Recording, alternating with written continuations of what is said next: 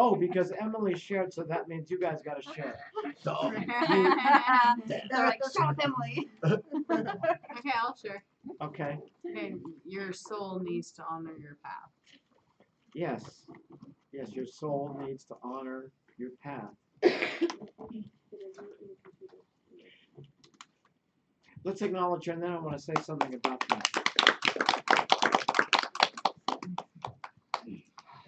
You know, in the awakening retreat I do, it's literally the most healing and empowering experience I've seen of all the 30 disciplines I've immersed myself in, right?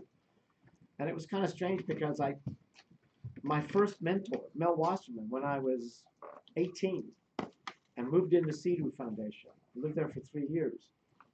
It was my first mentor who gave me this technology. We call it a breakthrough. And it is literally the most profound technology for healing or reprogramming someone's what we call their emotional black hole, their biggest doubts and fears, whatever it is that stops in life. And it fascinates me that when we started doing breakthroughs with people, we found out that everybody's issues, all their nonsense, everything that gets in their way, basically boils down to a question that they never asked either mom or dad. Something along the lines of, if I ask you to love me, or I've asked you to hold me and you ignore me, does that mean I'm worthless or unlovable or not good enough, or, you know? And it was interesting to discover that if the person has the person they're role playing with, like somebody's playing mom or dad, and they ask mom or dad that question, they don't get the right answer until they ask at 100% from the little boy or girl inside that really wants to know. Because we've all been too terrified to push the issue. We never wanted to ask mom or dad those questions because what if the truth was we really aren't good enough? What if the truth is I really am worthless, or I really am unlovable, I really am different or ugly or stupid or whatever? You know what I mean? We didn't want to push the issue. And what we discovered is that the soul does not progress until it gets to those moments when it speaks at 100%. Wholehearted. That's why the new technology I'm tripping over, you know what I mean, is a technology to show people how to travel their soul. Like I got that 2 months ago. It was like, you know, being struck by lightning. And I got it. That's why the 4 steps for magical round is so essential. And I don't know how to teach it yet. I know I'll figure it out, but I don't know how to teach it, but I know that it's not for beginners. It's for people who have done enough learning how to slow down and be present and be centered and be in their body, that they actually know how to flow with their authentic being. Till they can do that, this new technology is useless. But once they get that, they can learn how to travel their soul. Thank you for bringing that up. Acknowledge. Somebody else, anything from last night? Any principles that you want that grabbed you or that you don't want to forget? Emily. Seriously, girl. I forgot to call Emily. Thank you for reminding me. I'll do it again. Okay. Life is a pleasure pain system designed to guide you towards your dreams. Yes. That just really hit me last night on a different level. That's right. Great. Way to go. Yeah. And if you have a spiritual bent, it's designed to guide you toward what? The light. The light. That's right. Good job. Acknowledge. Good. Somebody else. I agree with that statement. Good.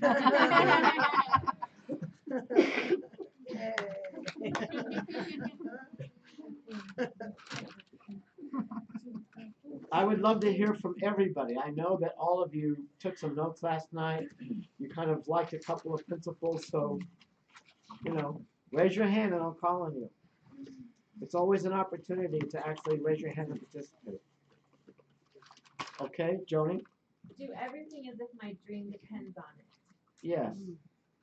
Because any moment that you actually do that, any moment that you connect whatever you're doing to your dream, we are in the state called happy, satisfied, fulfilled. Remember last night we talked about the two theaters and, yeah.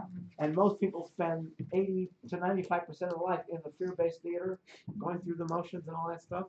Well, one of the easiest tools, one of the 7 things that's in the book, is connect your activities to your dream. Or in simple language, do whatever you're doing like your dream depends on it. It's so cute because most people don't know how to sweep the floor like their dream depends on it. And it's real simple. I need a volunteer and I'm going to do a demonstration. This comes from the Movement to Mastery evening we do called the Game of Service. Okay, I need a volunteer. Who wants to volunteer? Okay. Angelo? Okay. Now, if you're playing the game, come over here. If you're playing the game of service, there's, like, for example, the assistants at the back of the room, they sometimes, when we're doing a visualization, if people get touched or moved, they need to pass out Kleenex. So I want you to do me a favor and take a Kleenex over to Joni at the end of the swing, okay? Go ahead, take it to her. Come on back. Now, did you all watch his facial expression, his countenance, his body language, all that stuff? Yeah. I hope you did notice it, okay? Now, give me one of your dreams. Okay, what is it? Tell me. Writing my book. Good. And if you write your book, what would that do for you? It would help a lot of people. And you like being a gift? Yes, I do. Beautiful. Okay, now this time, take the Kleenex to Joni as if when she gets that Kleenex, you get your book and you get your dream. You help how many people? Millions. Millions of people. Okay, now watch his body language, his facial expression, his countenance, his vibration, which is what attracts everything positive or negative to you. Man, did you guys miss that one? Go ahead. No. You got it. Aw, that's so cute. Aw. Did you see how many oohs and ahs there were? Thank you, buddy. Acknowledge him.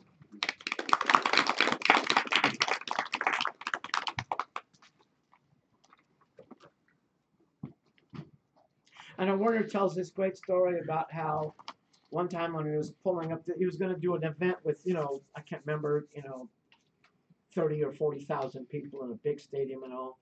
And the limo pulled up, and there was a woman holding a sign for where to park, and just parking and then a big arrow, right?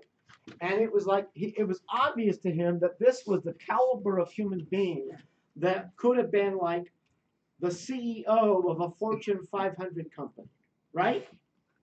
Her job was to just hold the sign, right? He said she was holding the sign. She was jumping up and down. She was passionate. She was enthusiastic. She was doing it like her dream depended on it. Y'all get that? Yeah. Most people can't sweep the floor like their dream depends on it.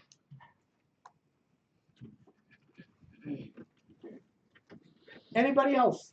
Raise your hand, I'll call on you. Any other principles from last night? I noticed nobody's called anything out from the advanced material I did last night. Did that go over your heads or did you catch it? Sean? When you become a master of slowing down and being present in your body, you can learn how to flow, relax enough to truly follow your passion. By being present, you can truly be here now. If you can learn to be authentic, you can learn to catch the wave of love and light that is currently on the planet. And that wave of love and light will catapult you bigger than anyone in human history, than any generation in human history. Because that love and light is now on the planet bigger than any time in human history. If you've paid attention at all and looked around and noticed, have you noticed that there are a lot of people waking up? A lot of people talking about truth and integrity and service and love and light. You get how that's happening everywhere? Yeah. Thank you. Acknowledge him. Okay, now, I don't have time to go into a lot of detail. Hey, Michelle, have I talked to the coaches about ancestors and descendants yet? Do you remember? Today or? No, I mean in our meetings that we do. Have I Yes, mentioned it's the many power years of that or behind the told the interview. stories about that? Okay. Okay. I don't have time to go into all the details. I just want you to know your ancestors and descendants can actually do more for you than anyone in the spirit in the physical realm.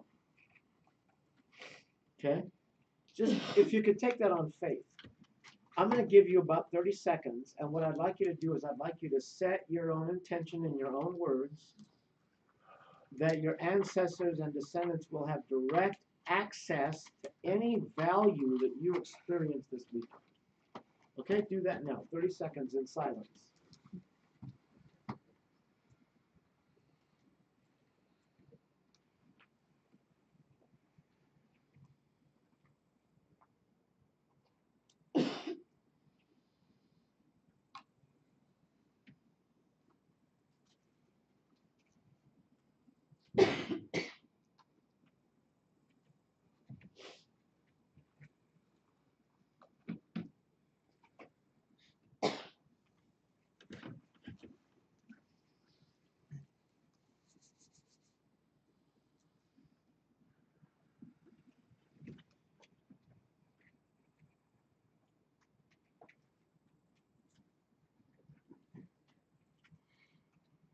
Good.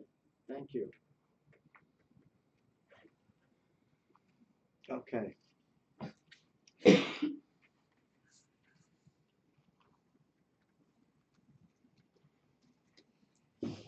Last night I mentioned that Friday afternoon, Friday before the workshop starts, I will typically go to brunch at Village Inn, which is one exit south of us, right?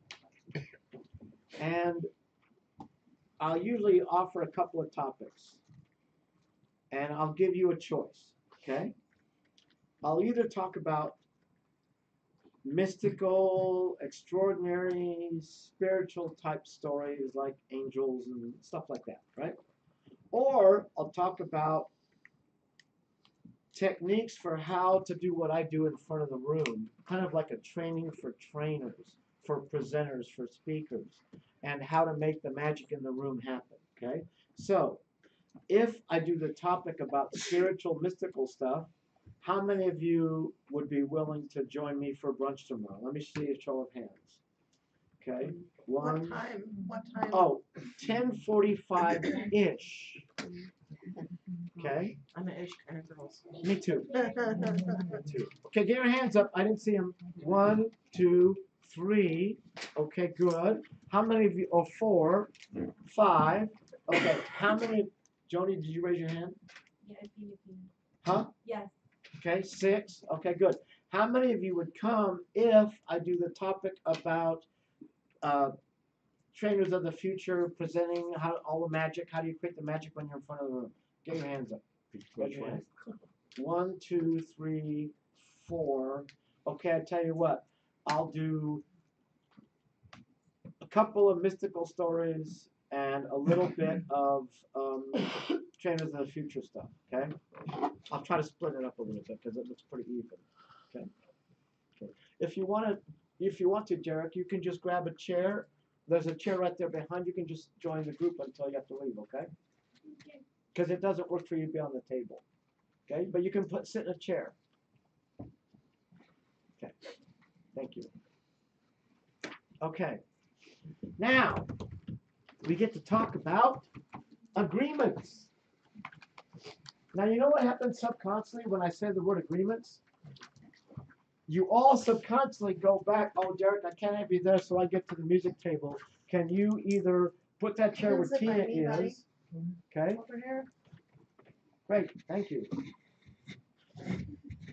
When I say the word agreements, you all go subconsciously back to kindergarten or first grade, and you think of rules, and you think of authority, and you think of being a brat, and finding ways to break the, you know what I'm saying? It's like it's all subconscious association, right?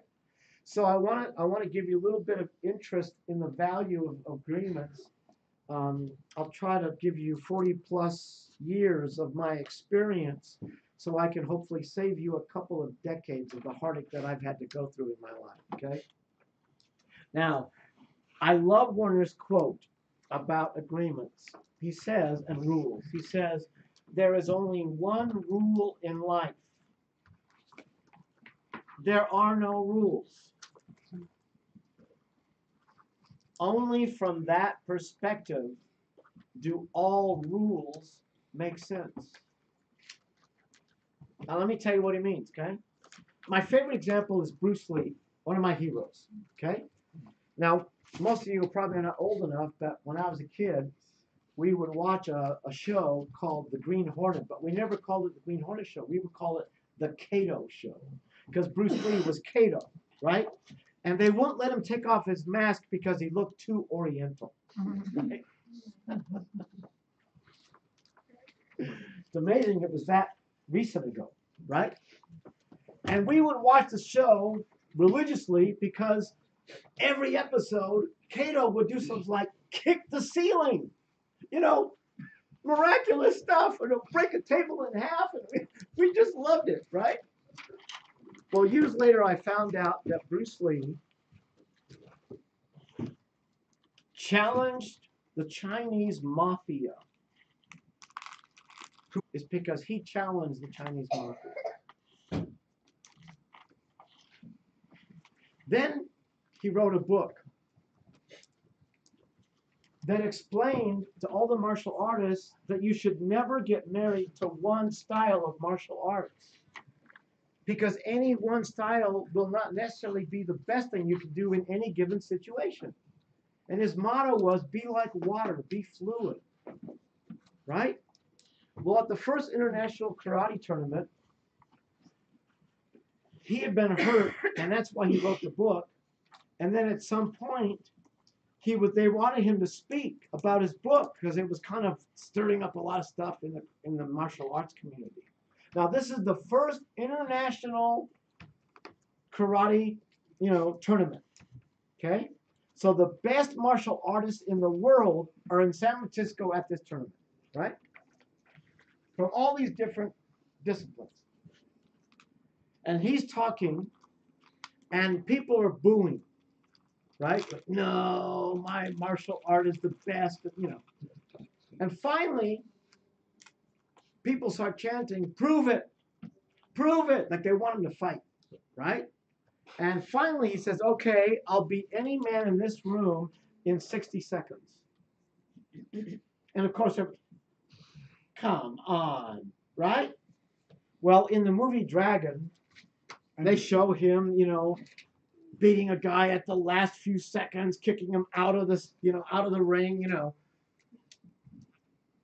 What they don't tell you is that in real life, he did it for 2 days straight.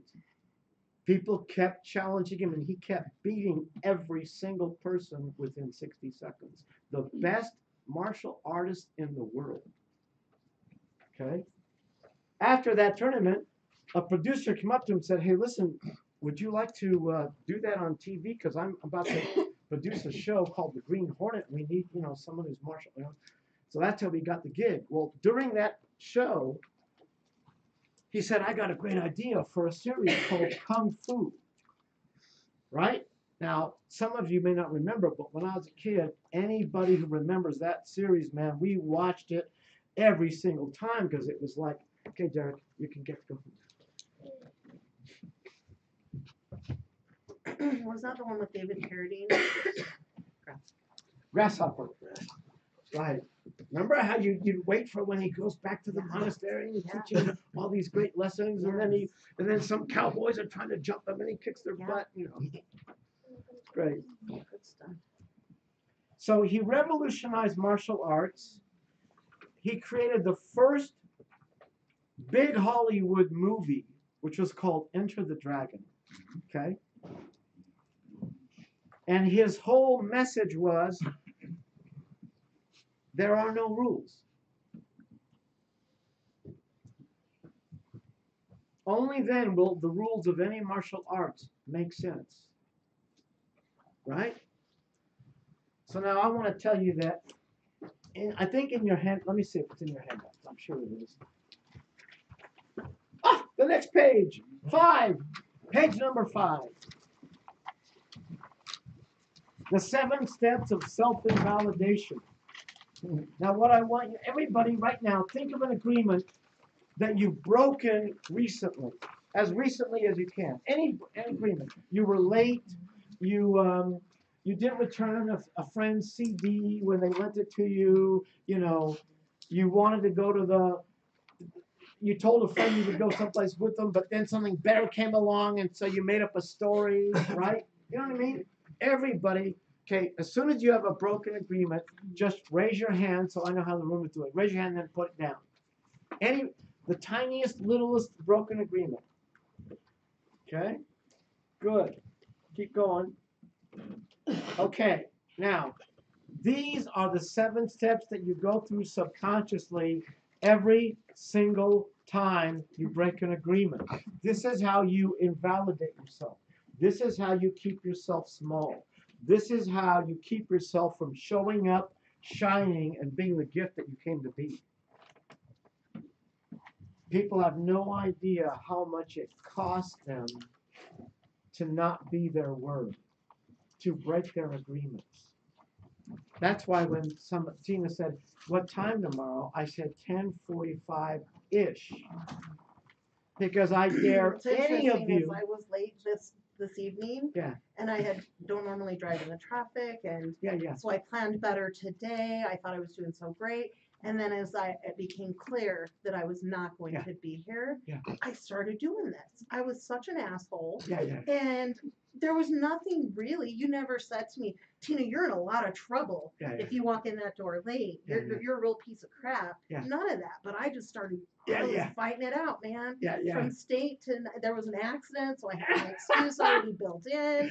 And I was like fighting with you. And Yeah. it was like, what the hell are you doing, Tina? Yeah. You did your best. Just Yeah. fucking get there. You know what I mean? Like, I did this. By the way, it's a PG-13 show. Sorry. I forget there's kids here. Now, by the way, I want you to know, guys, that's a perfect example, okay? Because every single time you break an agreement, you go through all 7 steps subconsciously. Consciously, you might even hear yourself go, "Oh shoot, I promised her I would go to the circus with her, but that's my favorite band in the whole world, and they're coming the same night, and she probably will get pissed at me if I tell her so. You know what? I'll just go to the concert, and then I'll make up a good story." Right? Whatever it is, you actually, the first step is you say, "Oh, well, forget it." This won't go. Or if you're used to swearing, you use the F word. "Oh, well, F it." You know what I mean? Yeah. Then, of course, you justify it. And this is more advanced level stuff, but if you ever do pinnacle of presentations, you're going to find out that everything about you, about your presence, the way you dress, the way you wear your hair, the colors you wear, the clothing you wear, everything about your personal presentation comes out of about a half dozen justifications that you made up when you were about 5 and 6 years old. And every time you break one of your agreements, you use the same half dozen justifications because it's a recording. Every time you dump someone in the soup, you use the same justifications. Then you have to make whoever you broke the agreement with wrong. Fighting with Gary in your head, whatever, okay? Yeah. You had to be wrong. Yeah, and then let's say I made an agreement with Nico, to go to the circus with her or whatever, and then I dumped her in the soup because my favorite band came along, right? Then after I make her bad and wrong in my head, I gotta go get agreement. I gotta go tell Sarah. Can you imagine that? Nico is such a witch. I mean, so I told her that I would go to the darn circus. I mean, come on, circus, my band. I mean, come on. She's a witch. Totally. I mean, last night at the dinner table, she was talking about selling her body. It's true. No, Mike bought me a broom for Christmas as a new car. I am a witch. He bought me a broom. Yes. The next step is you avoid them. Whoever you broke the agreement, you avoid them. Matter of fact, I learned decades ago when really great people would come into my programs, and then all of a sudden they'd go away. And one day my partner and I we got a list out with like all these great people. Like, where'd they go? And we finally went, oh my goodness, they broke their agreement with money. And when you break an agreement, you have to avoid the person. You know what I'm saying? Yep. Then the next thing you do is you perceive negatives. You ever watch Beverly Hillbillies? Remember when Granny was in a bad mood, she'd walk in and everybody would be at the table and they'd all like, oh, don't say a word, right? And Granny would go, isn't anybody going to say good morning to Granny? Good morning, Granny. What's so good about it? That's how you guys are. Matter of fact, I just want you to know, how many of you would love to increase your level of insecurity, self-doubt? You know what I mean? To be so self-conscious that you walk to the social event on the weekend like this. Would you be excited to have, okay? It's real simple. All you got to do is break every agreement you make for a week. Break every agreement. You will get so self-conscious, you're just a bundle of nerves. Don't include agreements to yourself. Yes, it does. Absolutely. Which is why you want to be extremely careful which agreements you make to anybody, especially yourself. Yeah.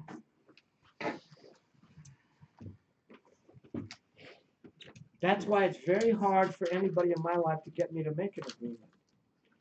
If I have a corporate contract and they're used to saying, okay, I'll meet you at 11, whatever, I always assume that my agreement is to be there at 10:45. And I always leave margin. Like I leave 10 minutes to get out of my house. You know why? Because I'm naturally spacey. I'm not a left brain kind of guy. I'm a right brain. So it's not uncommon for me to get in my car, oh shoot, and then go back in the house and then do it again. I forgot another thing. You know what I mean? I have to schedule 10 minutes to get out of my house. Most people don't even know about margin, about scheduling margin. You know what I mean? I do. So I just want you to know it's very hard to get me to make an agreement because I know that once I make an agreement, if I make the mistake of telling Nico I'm going to go to the circus with her, 9 a.m. on Saturday, whatever, I will move mountains to keep that agreement and be my word. You know why? Because I'm selfish. Because I like higher ground. I prefer blessings much more than 2x4s in the face by life. I've had a lot of 2x4s in my face by life. You know what I mean? I know what those are like. I like good news better than the bad news. So I will, if I made an agreement, I will do everything in my power to make sure that I keep that agreement. Y'all with me? Yep. Okay. And there's nothing wrong with calling Nico up and saying, hey, Nico, look, I know we made an agreement, go to the circus, okay, but my favorite band is coming to town.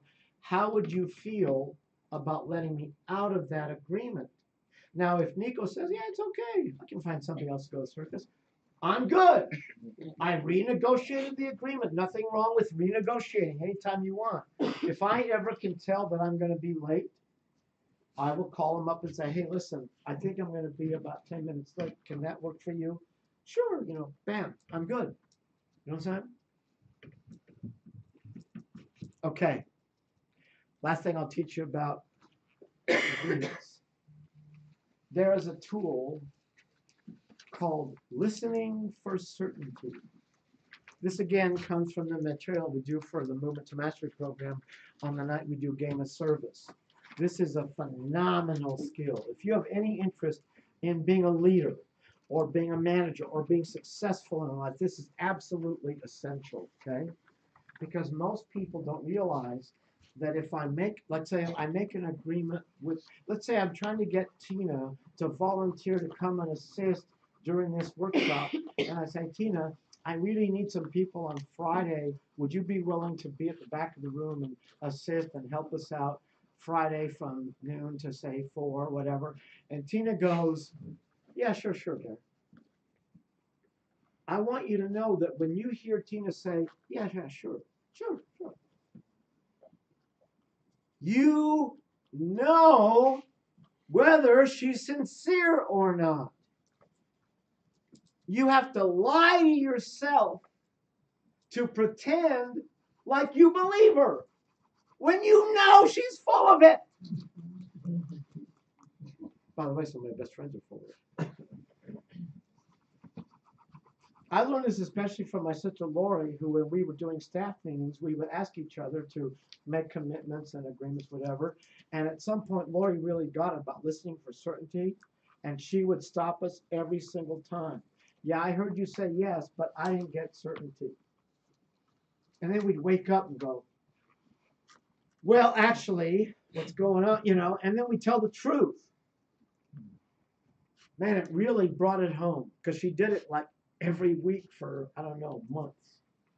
And we were like, wow, I can't believe how often I say stuff. And I ask for something from somebody and they give me a yes and I buy it. And I know it's BS. Come on. You know the simple way to tell? Tina, would you be willing to come and assist? And she goes, yes. And I go, would I bet $1,000 that she will come? If my gut says, I wouldn't bet $1,000. I've got to say something. Hey, listen, I'm not quite hearing, a real yes, a certain yes. Is there a concern? Is there a consideration? And then she wakes up. Then she can tell me the truth. Okay, y'all get what I'm saying? So you're going to get a partner, and you're going to ask your partner this. Do you agree to keeping your agreements, which includes staying in the workshop from beginning to end, okay?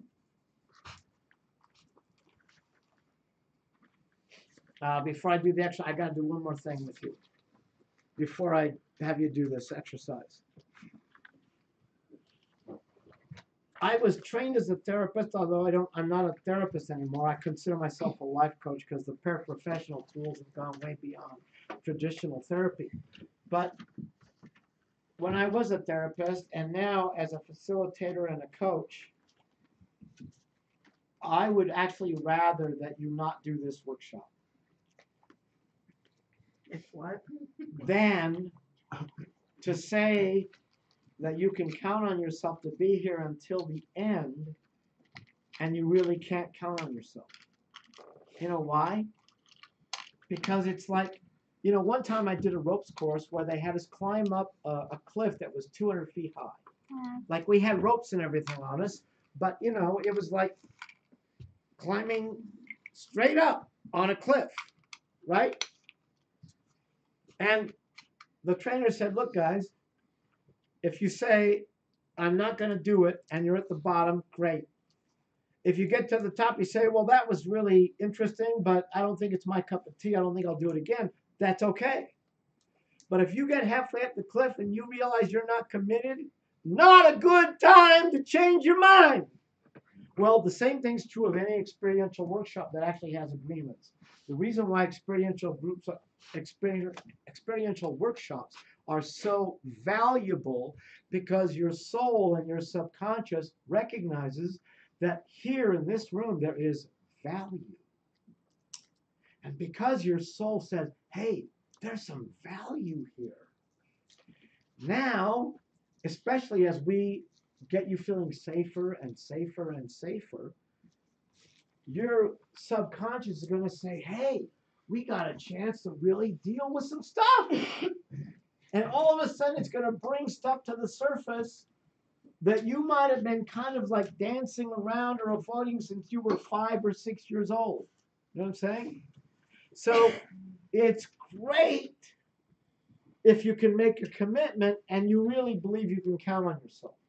Because then you'll get to the end of the workshop and the stuff that comes up will get handled and it'll be positive. Actually, the truth is in this workshop, by the time this workshop is over, you're going to be blissed out of your mind. You're going to be high as a kite. You're going to be having a good time, I promise you. Okay? But if you leave halfway through the workshop, I'm telling you, the next few months of your life is not going to be fun. You will have stirred up a lot of stuff, and now you leave with all that stuff stirred up, and now your life is going to look like that. Y'all get what I'm saying? Yep. You got to just decide that you're in or not. Okay? So at the first, now I'm going to ask you to ask your partner, get a partner, and your partner is going to ask you, can you count on yourself to keep your agreements and stay till the end? Okay? And then you're going to listen for certainty. Would I bet $1,000 on their answer? Okay? So you can practice both skills. And if any of you have any concerns, you can talk to me at the break, and I'll help you decide whether or not it would be better for you to wait till next time or, like that. Okay? Okay. Get a partner, share with your partner, ask each other, can you count on yourself to make it through to the end and keep your agreements?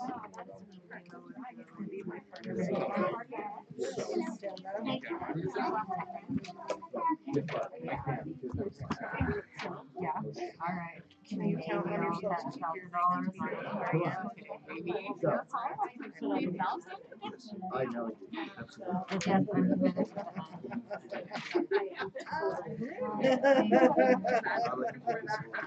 Yes, I'm committed to that. I guess I can still say I can keep my agreements. Spending time away on Saturday. Yeah. Is that what it said? Thank you. Yeah. You were cute.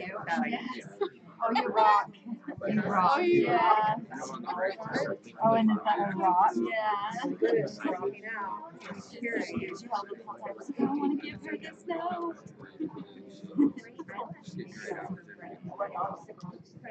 Oh, look at her trying with the other one. You know, as kids, we just exercise with her. Be careful with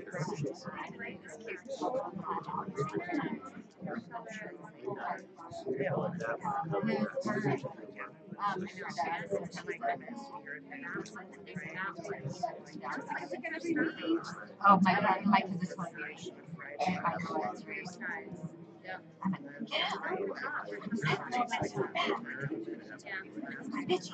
Just craziness.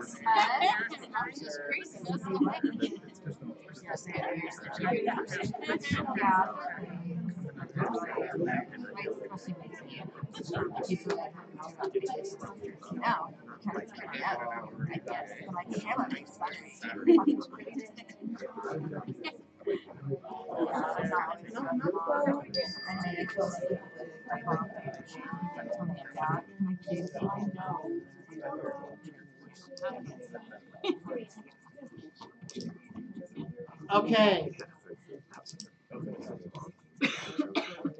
Thank you.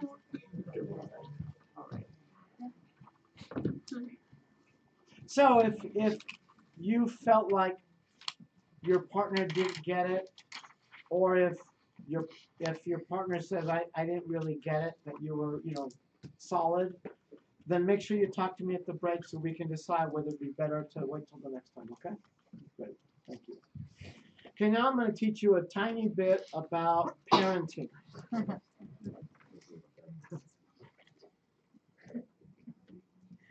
I want to acknowledge Laura Fenlaw, who contributes some of the material that I'm going to do with you. And also, I'm going to use some of the stuff from the parenting workshop that I developed years ago that rarely gets on the schedule until somebody steps up and says, I want to produce that workshop because I want to see it happen. Okay? So, parenting is the same as being a good manager or supervisor. One of the most profound videos I ever saw about parenting was the guy who is the original horse whisperer. He was the first guy. Now there's a lot of them, but it was the first guy to ever discover that you could break horses without violence, right? And at some point, he realized that he could do the same thing with kids. His kids were already grown. But he decided he would take kids from the court system who were little hellions and teenagers, and he would do the same stuff he was doing with horses. So they interviewed these kids who were now like in their late 20s, mid 30s, whatever, and they would tell you how they were just hell on wheels. You know what I mean? Like they were a parent's nightmare. And what he would do is he would just tell me, okay, this is what you did, and this is the consequence, right? But he would never make me bad and wrong. He never had a tone of voice that said, there's something wrong with you. He didn't use blame, shame, fault, or guilt. He didn't use judgment and evaluation. That is the very best parent in the world. Someone who can apply the consequence, but without a tone that says you're bad and wrong. That's the very best. Okay?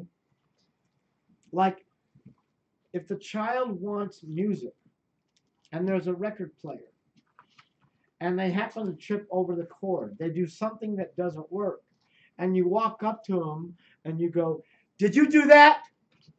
Well, the instant reaction for the kid is no. Even though they just tripped over the cord, because all they're trying to avoid is being bad and wrong. But if you use a loving tone of voice and you say, hey, listen, did you notice? This is interesting. The music needs electricity. Did you notice that when you tripped over the plug, the music stopped? Did you notice what you did that didn't work for what you want? Then the kid learns and grows. One time there was a Nobel laureate who won the Nobel Prize, and they asked him, they said, is there a moment in your life that you felt like shaped who you are so that you could win the Nobel Prize? He said, oh, very clearly. I know the exact moment. He said, I was 3 years old, and I was trying to pour the milk myself, and I dropped the thing, and it went all over the kitchen floor. And at that moment, my mom walked in, and she must have seen my face because I was terrified. And she smiled, and she got down on the floor and played in the milk with me. You know, we spread the milk around, had fun. She said, okay, good, now let's clean it up.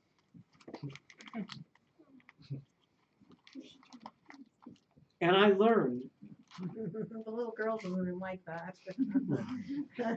I learned that there is nothing wrong with making messes or making mistakes. That's how you learn. You know who spends the most time in a state called I don't know? Who makes the most mistakes? Scientists. Yeah. Einstein, Tesla, you know.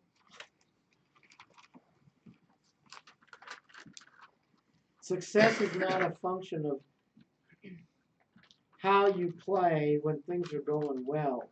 Success is a function of how you respond to failure. If you're not making some juicy messes consistently, you really ought to get a life.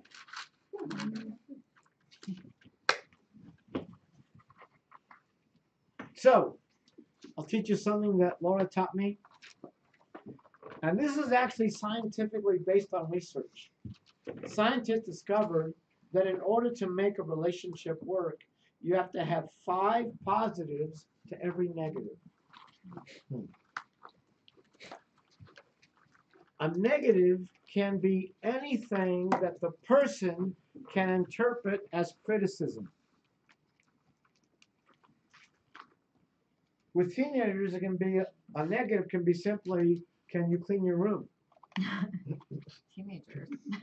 Yeah, I mean, right, yeah, her. right. Now, in a love relationship, it's 7 to 1. He's writing it down.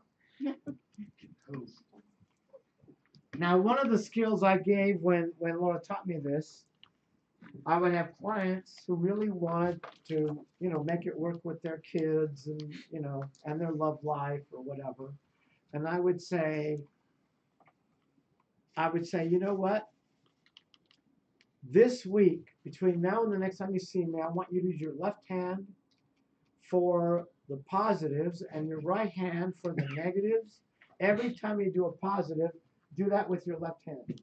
Every time you do it, and use your other hand, right? And every time they come back in a week later, they sit down and they almost burst into tears. And they go, I'm asked backwards. I do 7 negatives to every positive. Right?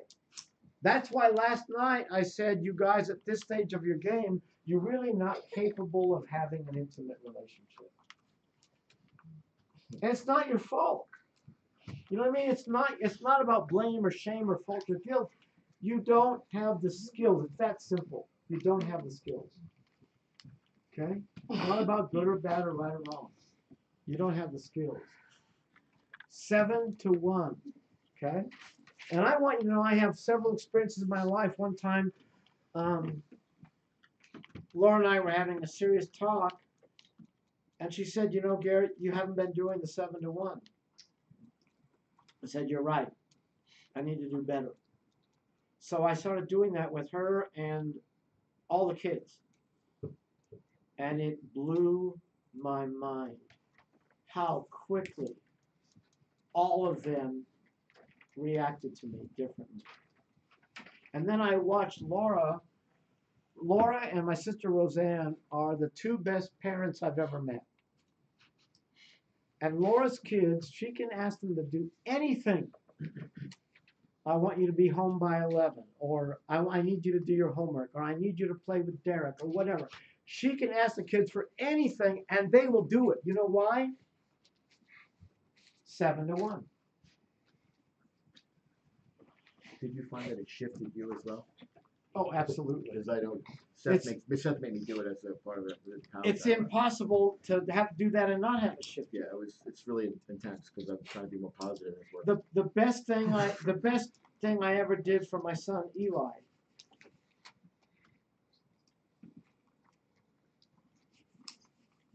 Nico, this is really a good lesson for parents who's had to struggle with their teenagers, right? Because when Eli was a teenager, when he was almost a teenager, he stole from Walmart. And he made sure that he was caught. So I knew something was up.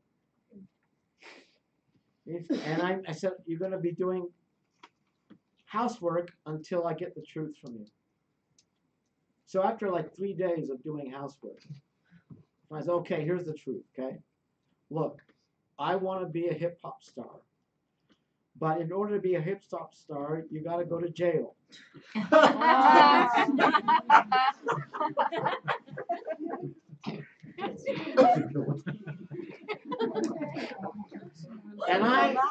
I knew that the next few years of my life were not going to be fun. So I'll come back to it.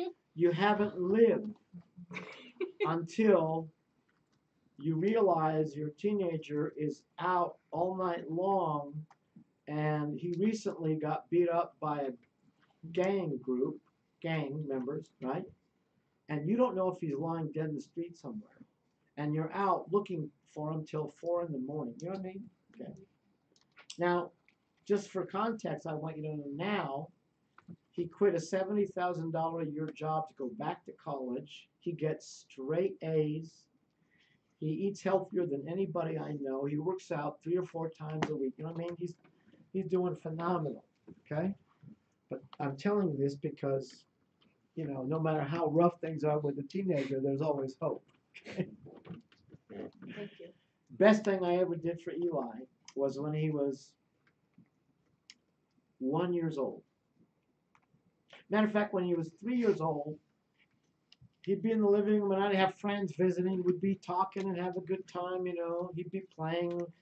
And then I'd say, okay, Eli, time for bed. And he'd go running into the bathroom, brush his teeth, and then go jump into bed. And my friends would go, how do you get him to do that?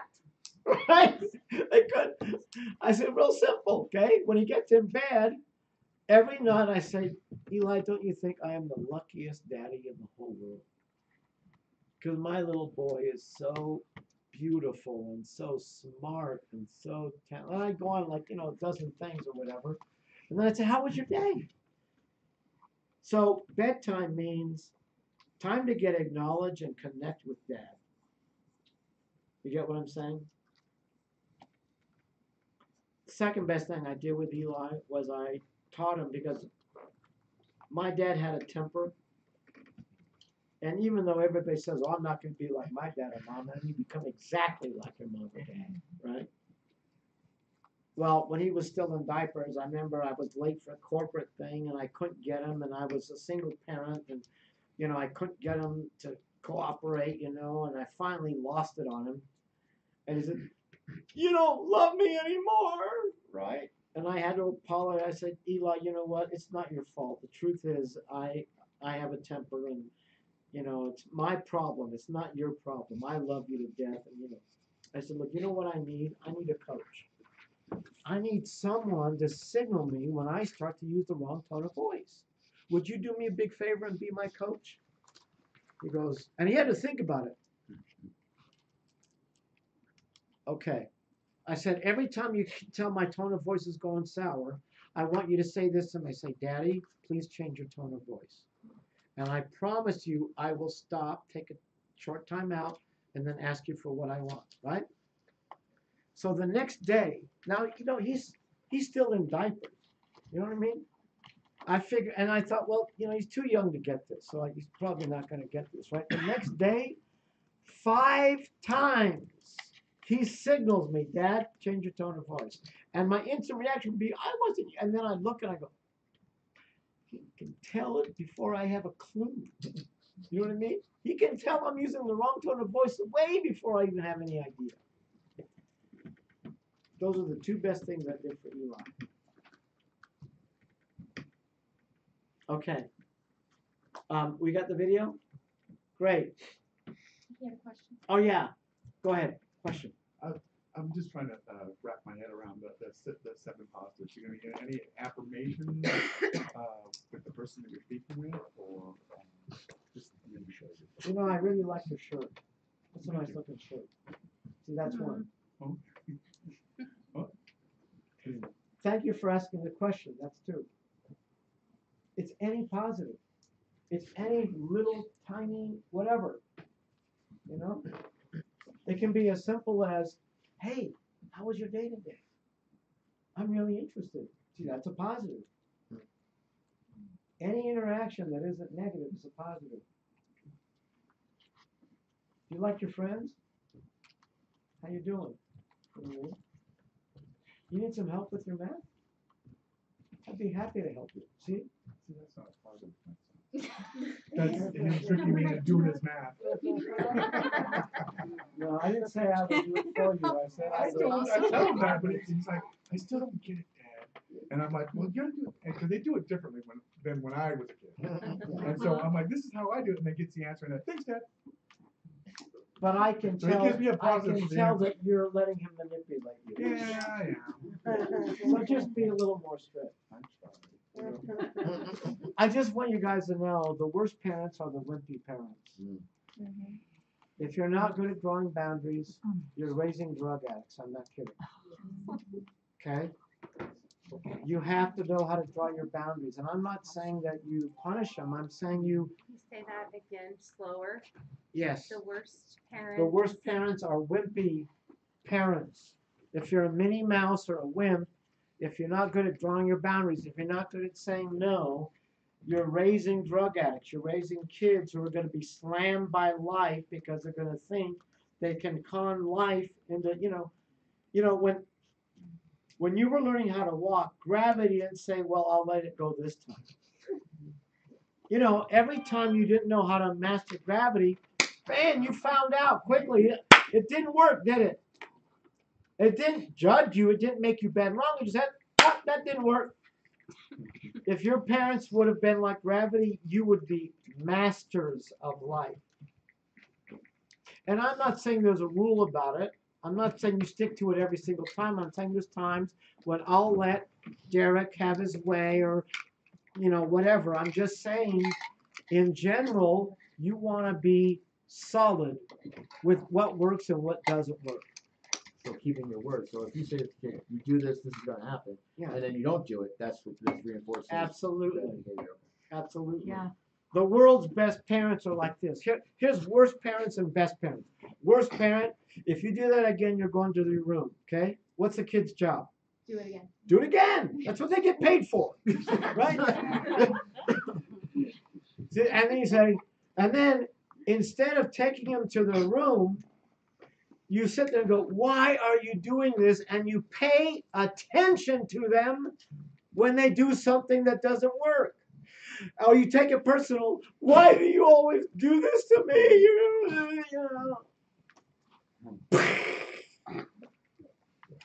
The kid doesn't need that.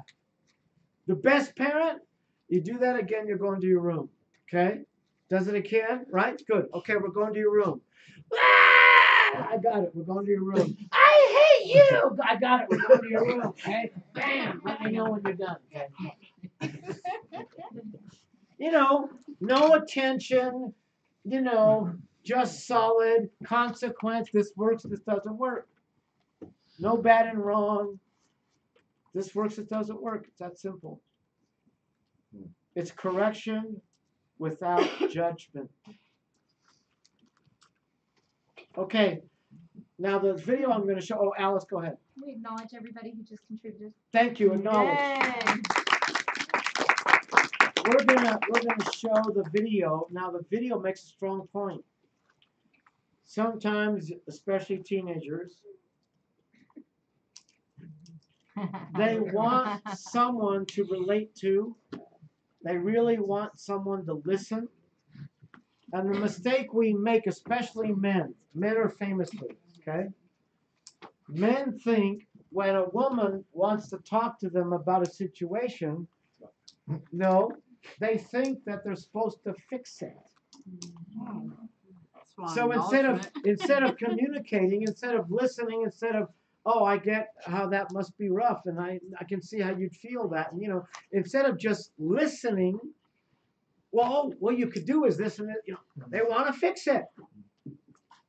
People don't want you to fix it until they ask you. They just want you to listen. So this particular video makes the point very beautifully. Okay, go ahead. Show the video.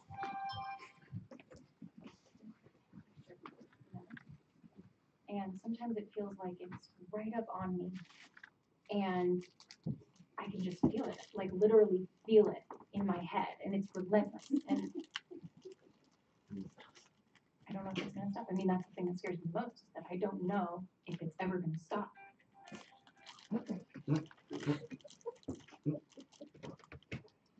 You have a nail in your head. Are you sure? Because, okay, if we got that out of there. Stop trying to fix it. No, I'm not trying to fix it. I'm just pointing out that maybe the nail is causing. You always do this. You always try to fix things when what I really need is for you to just listen. See, I don't think that is what you need. I think what you need is to get the nail See, out. now it's listening out. Okay, fine, I will listen, fine. It's just sometimes it's like there's this achy. I don't know what it is. I'm not sleeping very well at all. All my sweaters are snagged. I mean, all of them. I know this is really hard.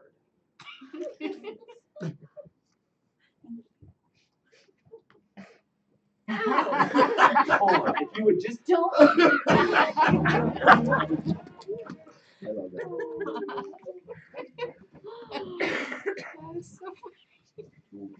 You gotta get that when you're dealing with a teenager or if you're a man dealing with a woman, you know, it's really hard not to fix it. But they don't want you to fix it, they just want you to listen. That's the positive. Okay, get a partner and share with your partner. Don't let one person do all the sharing. Share back and forth what you got from what I just taught you about parenting. Go.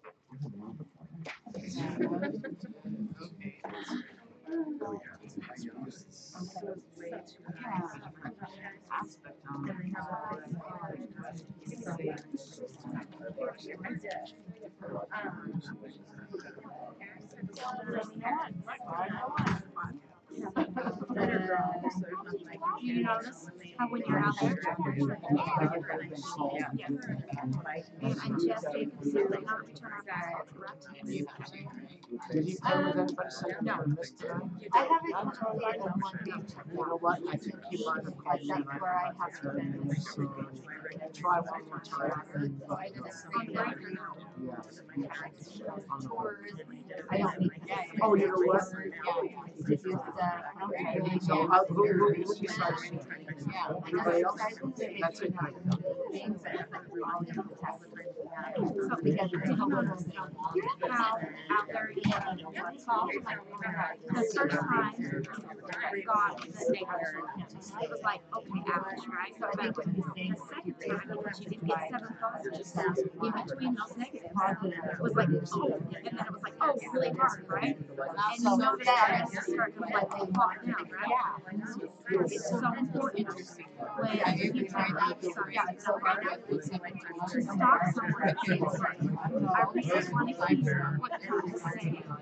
And right now, I need to know something good about what you so that I can because even if important to stop the men to live in your life, trying to be nice to them. Being nice to men doesn't just mean loving them regardless. Being nice to men also includes stopping them and saying, hey, that's what, Oh, 7 to 1, 5 to 1. Oh, that even like just asking them to do stuff that counts as negative. Because like I never. Yeah. The stuff that some people do the most of the and she's the only girl too. And she's gonna be hit them. Yeah. Like the actual really struggling. It's not so bad. I don't love kids. I would like the internet to work. Right. So we will fix that issue for the next one.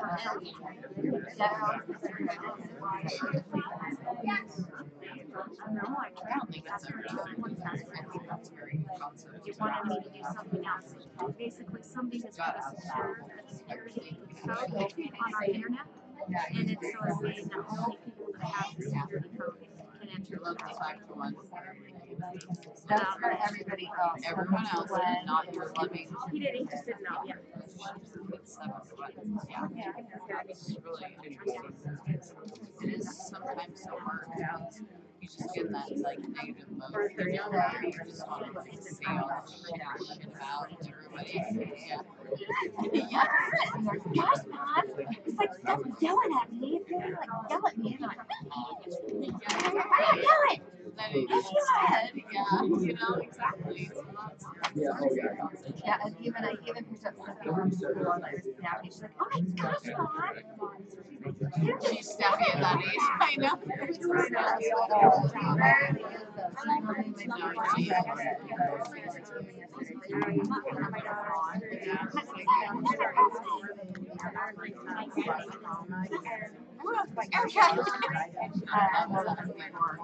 No, I think it's uphill. Yeah, yeah. Because I was like, ridiculous.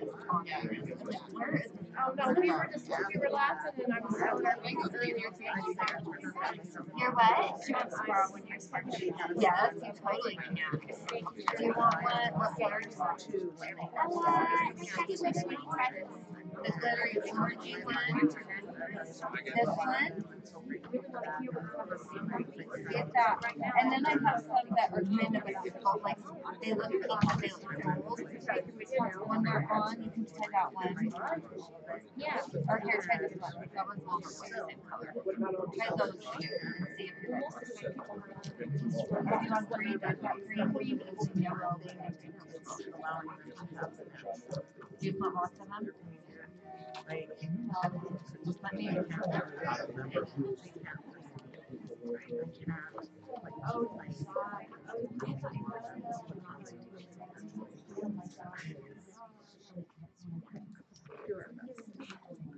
Okay. Now I get to teach you what's called disarming verbal attackers, which gets nicknamed How to Melt Your Favorite Jerk. I'm going to start by telling you some examples of my favorite success stories with this. And then when you get back from the break, then you'll get a chance to all practice how to do the skill. So Burt Bonnell was a guy who invented a new machine to save premature babies' lives. And he was all excited, and he basically, got loans and invested all the money in this machine to hire people to help them to build it, all that stuff. And one day, his president pissed off somebody at one of the regulatory agencies.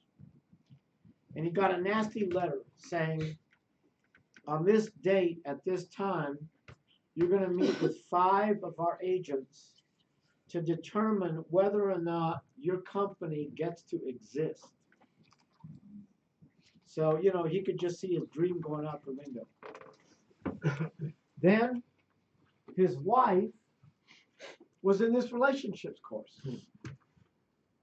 And the next Saturday, they got into a bit of a tiff, and she used the skill, how to melt your favorite jerk, and she melted him.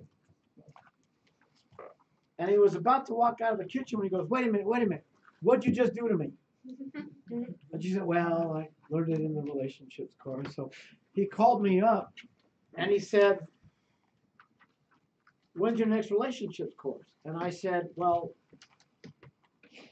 it's in a couple of months. He goes, I can't wait that long. Can I hire you? Alice? Oh, there's a couple of people over here that need to be handled.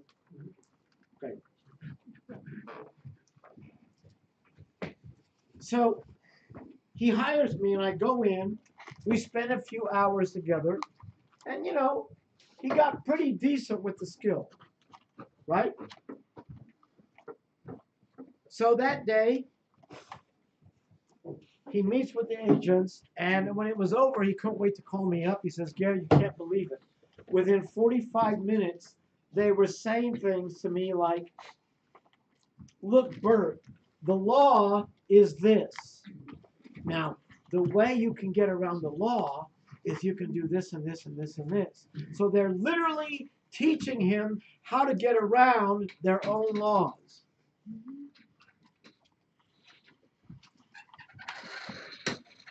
Would that be a positive or a negative?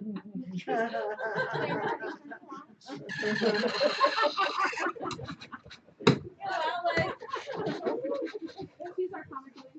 Yes, he is. I like the attention. Al, let's take one of the white chairs out so there's not a space between. Now, how do you think it makes me feel to know that today that machine is saving hundreds of newborn infants' lives every year? How do you think I felt when my brother's baby, who was given a 1 in 1,000% chance of survival, was saved by that machine? It's called instant karma. Now I'll tell you the other story. Ron McMillan was a good friend of mine, and I finally convinced him to come and do this course.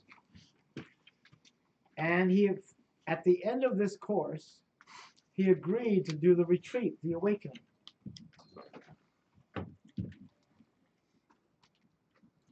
Matter of fact, this is really cute. I want to do a demo. Do me a favor, Joshua, stand up. Okay? This is how Rob McMillan signed up for the awakening. Come over here.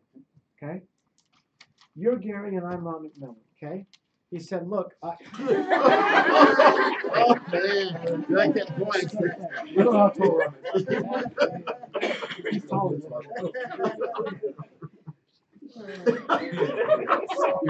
You know how great it is to know that all my life when short would bother me, it doesn't bother me anymore?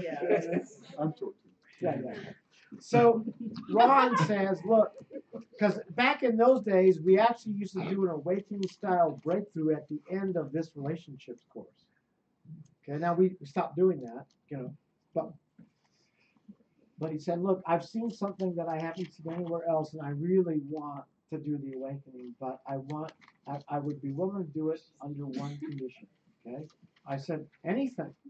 So he grabbed me by the lapels, and he says, I want you to promise me that you will give me every ounce of your feedback and coaching and not hold anything back. Okay? Now, acknowledge. Now, you got to get, he was the top trainer for the Covey Leadership Center. Some of you have heard of the book, 7 Habits of Highly Effective People, right? This is back in 1980 something, right? They would charge $9,000 a day for his services. He's at the top of his field. Why does it make sense that he didn't walk up to me and say, Gary, I'm really open to feedback and coaching, right? He didn't say that. He demanded feedback and coaching. You get what I'm saying? Of course he's at the top of his field. Last time he came and did a fundraiser for us, which he's going to do again this year, I asked him, I said, so what do they charge today? Because he broke off and they have his own company and they work with Fortune 500 companies. What do they charge these days for a day of your services? He said, oh, $30,000 a day.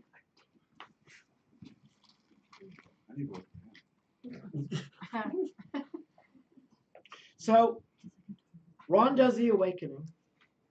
And in his breakthrough, he discovered that because he was raised LDS in a non-LDS neighborhood, he was always getting pushed around and made fun of for being a goody two-shoes, right?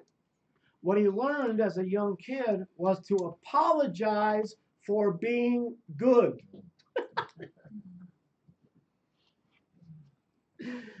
So we taught him how to counter that pattern and not apologize for being good. And we gave him some very specific skills and, Matter of fact, somebody remind me on Saturday when I talk about the awakening to talk about his breakthrough because, oh, jeez.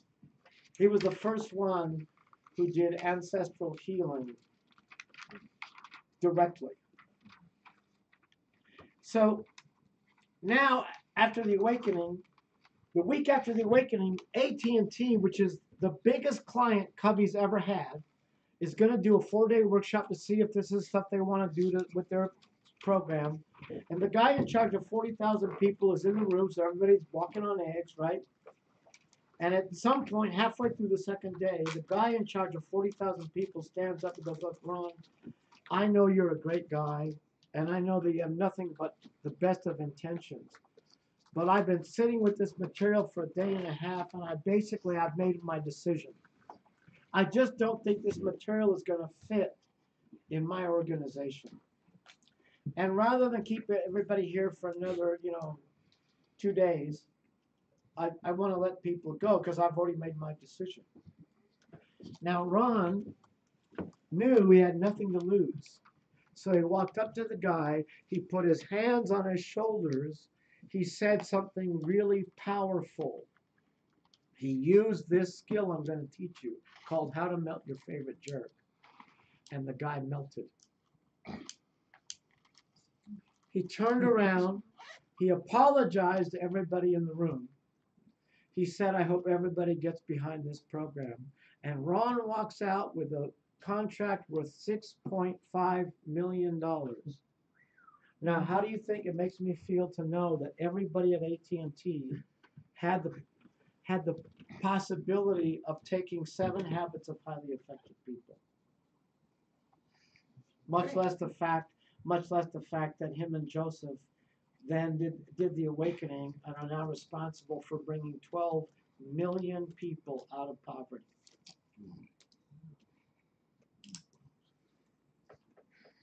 That's the skill you're going to learn when you come back from the break, how to melt your favorite jerk.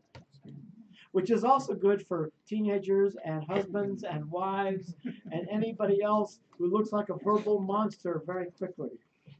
Okay, now listen, if you had any concerns or considerations about being here for the rest of the weekend, make sure you come and talk to me during the break so I can help you decide if you should do the next one or be in this one, okay? Take a break, 15 minutes. Who's timekeeper? Oh, Sarah, I did. Good. Remember, Sarah, you don't haul it down the hall. Tell people individually that here it's like too loud. Huh? Hello. You can help them. Oh, yeah, Tell her the truth. Because I'm also hungry for Angela doesn't like it. At least he doesn't give you negative. Yeah, I'm trying to tell you something. You start talking about the 5 positives thing. Yeah. So you wouldn't look over at me. That's because You you're can mean to even, me. you can No, even no, but you said last night, he tells you 5 You positive. guys Every time. That's because he always says For that. one negative, Because you're he fine. always, wait, hold on, come here, do that right. That's because he says negative things. And it goes back to you. Okay. I can't remember how to pull them close. I like very dog. Okay. Do it rain. Huh?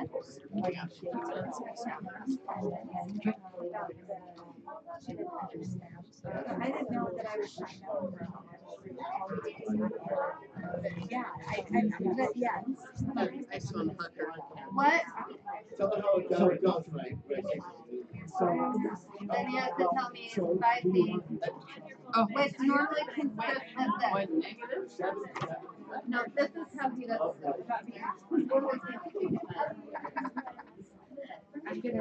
well, you don't have to be. Your hair's really cool. I was positive. Your sparkle, you're so smile like the room. And you're like, What's the worst thing anybody would say about you if you had that? so we're working on sincere. What's the worst thing they would say? What would they say? What do you imagine? No, I said you're smiling to people. I said you're really smart. And the thing about my wife, I have the same kind of smell. You got a what? I can't find. Oh, I got it.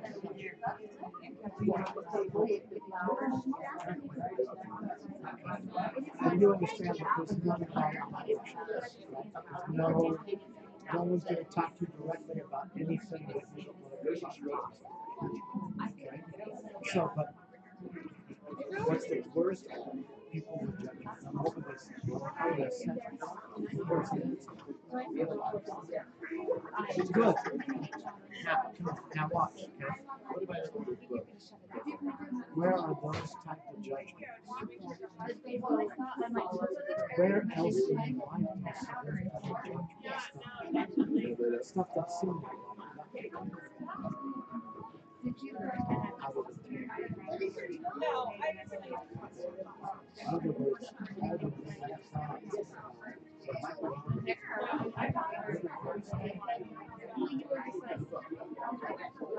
So you see how it is. I get stopped in a lot of places by those kind of fear of judgment. Right? So if without ever being taught to me, without anybody ever saying anything like that to me, if you could actually get beyond the judgment, is that a good reason to do it? That's your biggest reason. And just so you know, me and my leaders, nobody will say anything like that. They won't confront me. It's what I said last night about Satan, that I know that subconsciously you're going to have ahas and discoveries and revelations, and like I said, you might be vulnerable. If you're being like you're right now, you're going to eat your words.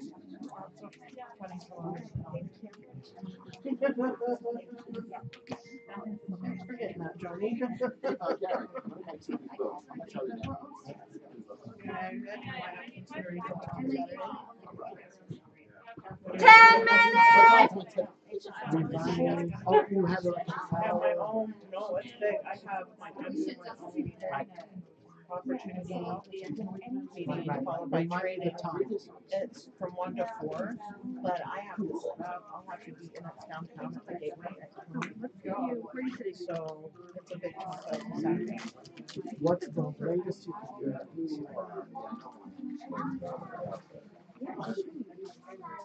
I know. I should be right up and hear my office. Okay, good. I want you to catch the part about properties as experience. We talked about it like that, so hopefully, yes, but hopefully we'll be done with a lot of that by 11:30, and if not, then I'll have you watch the video to see what you see. Because that's the part that's essential for you to decide. Okay. And I need you to let logistics know so that they won't be busy trying to call you. For me, okay. Who is that, Sam? No, it's Michelle. Thanks for reminding me. Hi. Did you need something? Yes. Buy 2 books, how much do you want? $20. $10. We have a, You know what they are? I'll probably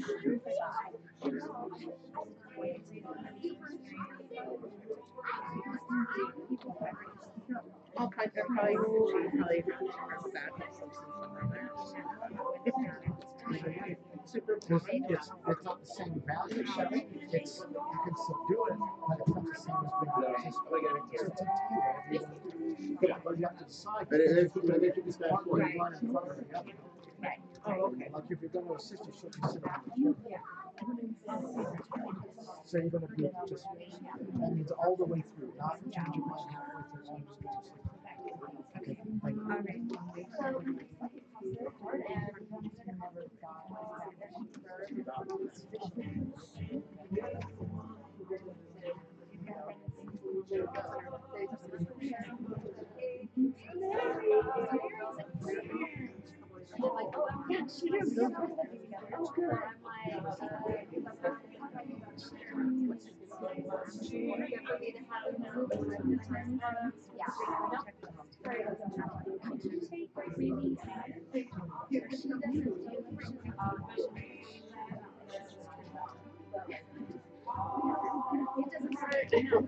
you.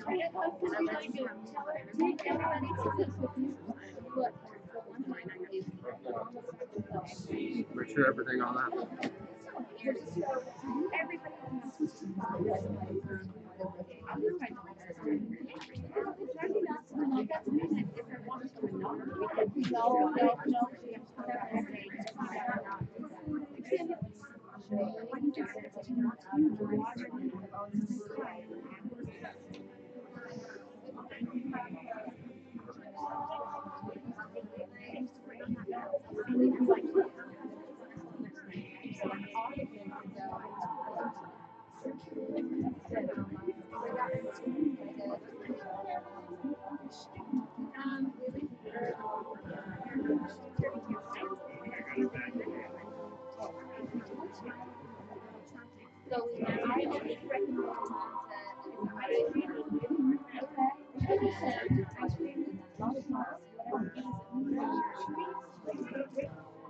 Ice cream bars.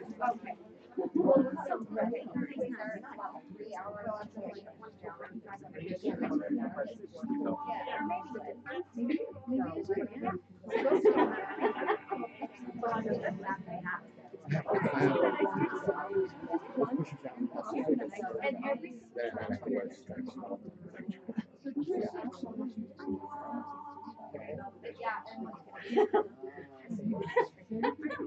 I like that.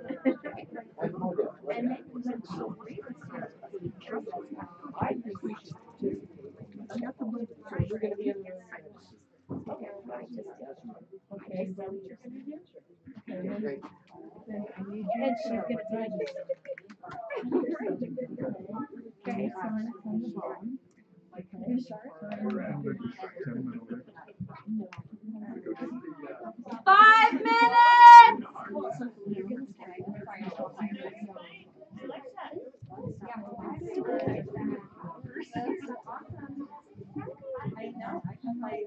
Why is there still to say no? Because at some point you say no.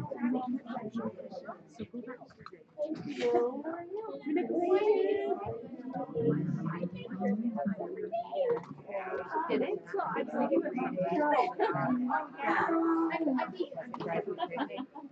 okay, I gotta go. Look at you, skinny mini. Relationship with pet on you.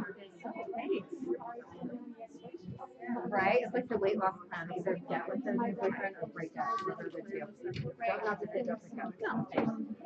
I found it. I found it. That's the whole piece, the breakup. I'm trying to do the breakup. That's why I'm not here.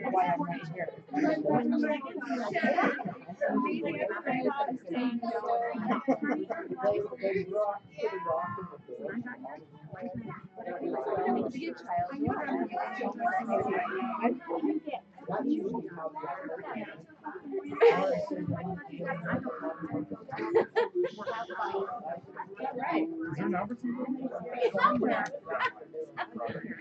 I know. Which one? The question is, I mean, I didn't know if it was a positive information or it could be a smile, right?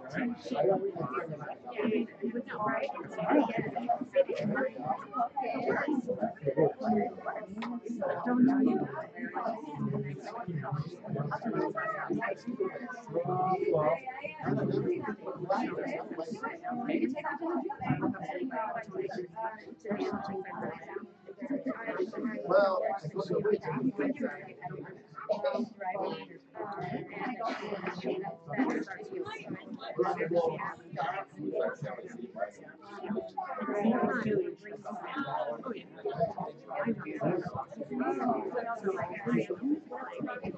Should I ask for commitment here?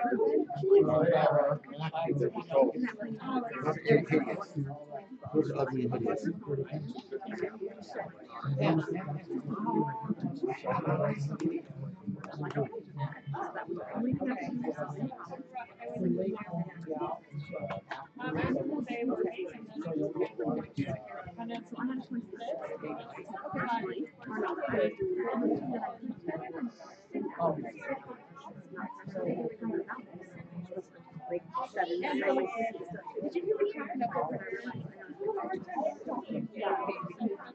Hey, honey.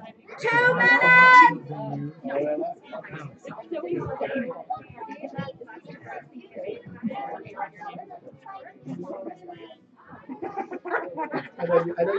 have that special feeling.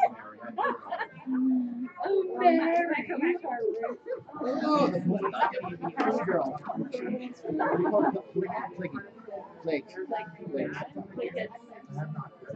Oh, yeah, we're just like, so we're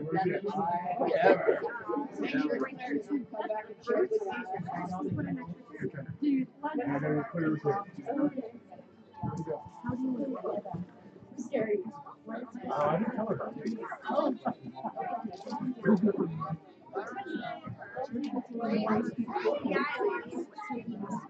Is that weird? Yeah, thanks for grabbing my nice grabbing that. 1 minute. 1 minute. Try to get some grab. I work out. 1 minute.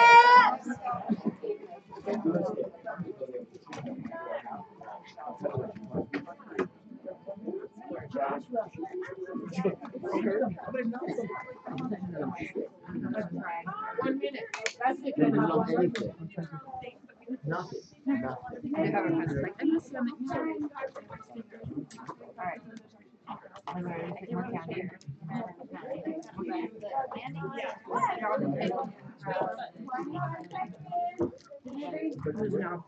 I was you, I would move mine to get somebody else to handle that. Because they're gonna make it kind of fun. Do it now. Get there as soon as you can. My girlfriend, am I unreasonable? What's really going on? What can you say to convince me? Time!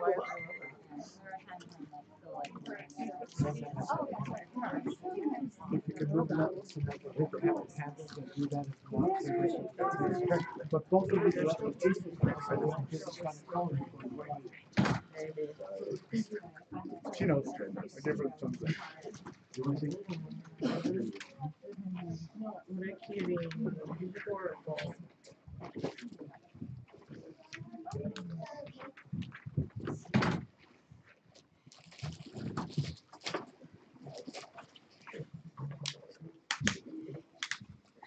In your handouts on page 8 is some small examples of touching messages, which you're going to be practicing in a little while, and I'm going to demonstrate it for you. I want you to notice that what this is based on is the fact that when you try to attack me, if I can get you to see the positive intention behind that negative behavior, if I get you to recognize that behind what you're doing is, oh, is she in the workshop? Is her mom saying it's okay for her to be in the workshop? Yes. Okay. Then she can do the drawing, but she needs to be in the chair. Okay. Thank you. If I get you to recognize that behind your negative behavior, your criticism, your attack, is a very positive intention, a sweetheart message, then you don't get to vote. You will melt. You literally do not get to vote. You will melt. You've all had this experience. You're in the middle of a fight. You know, they say this and you say this and they say that. And while they're talking, you go, oh, I'm really going to get them with this one, right? Yep. And then take out the white chair if it's Sharon? Shara. Okay. Good. Thank you. You know what? Do me a favor. Let's move both of them to this side so we can balance out the room. Can we have two of those chairs go on this side of the room? Is that okay, or do you want her by you? No, that's great. Okay. Okay, both of you come on this side of the room.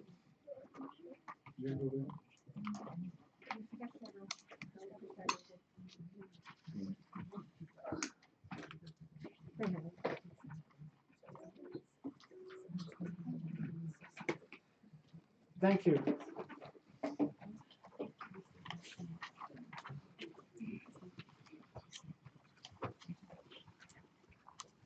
Okay.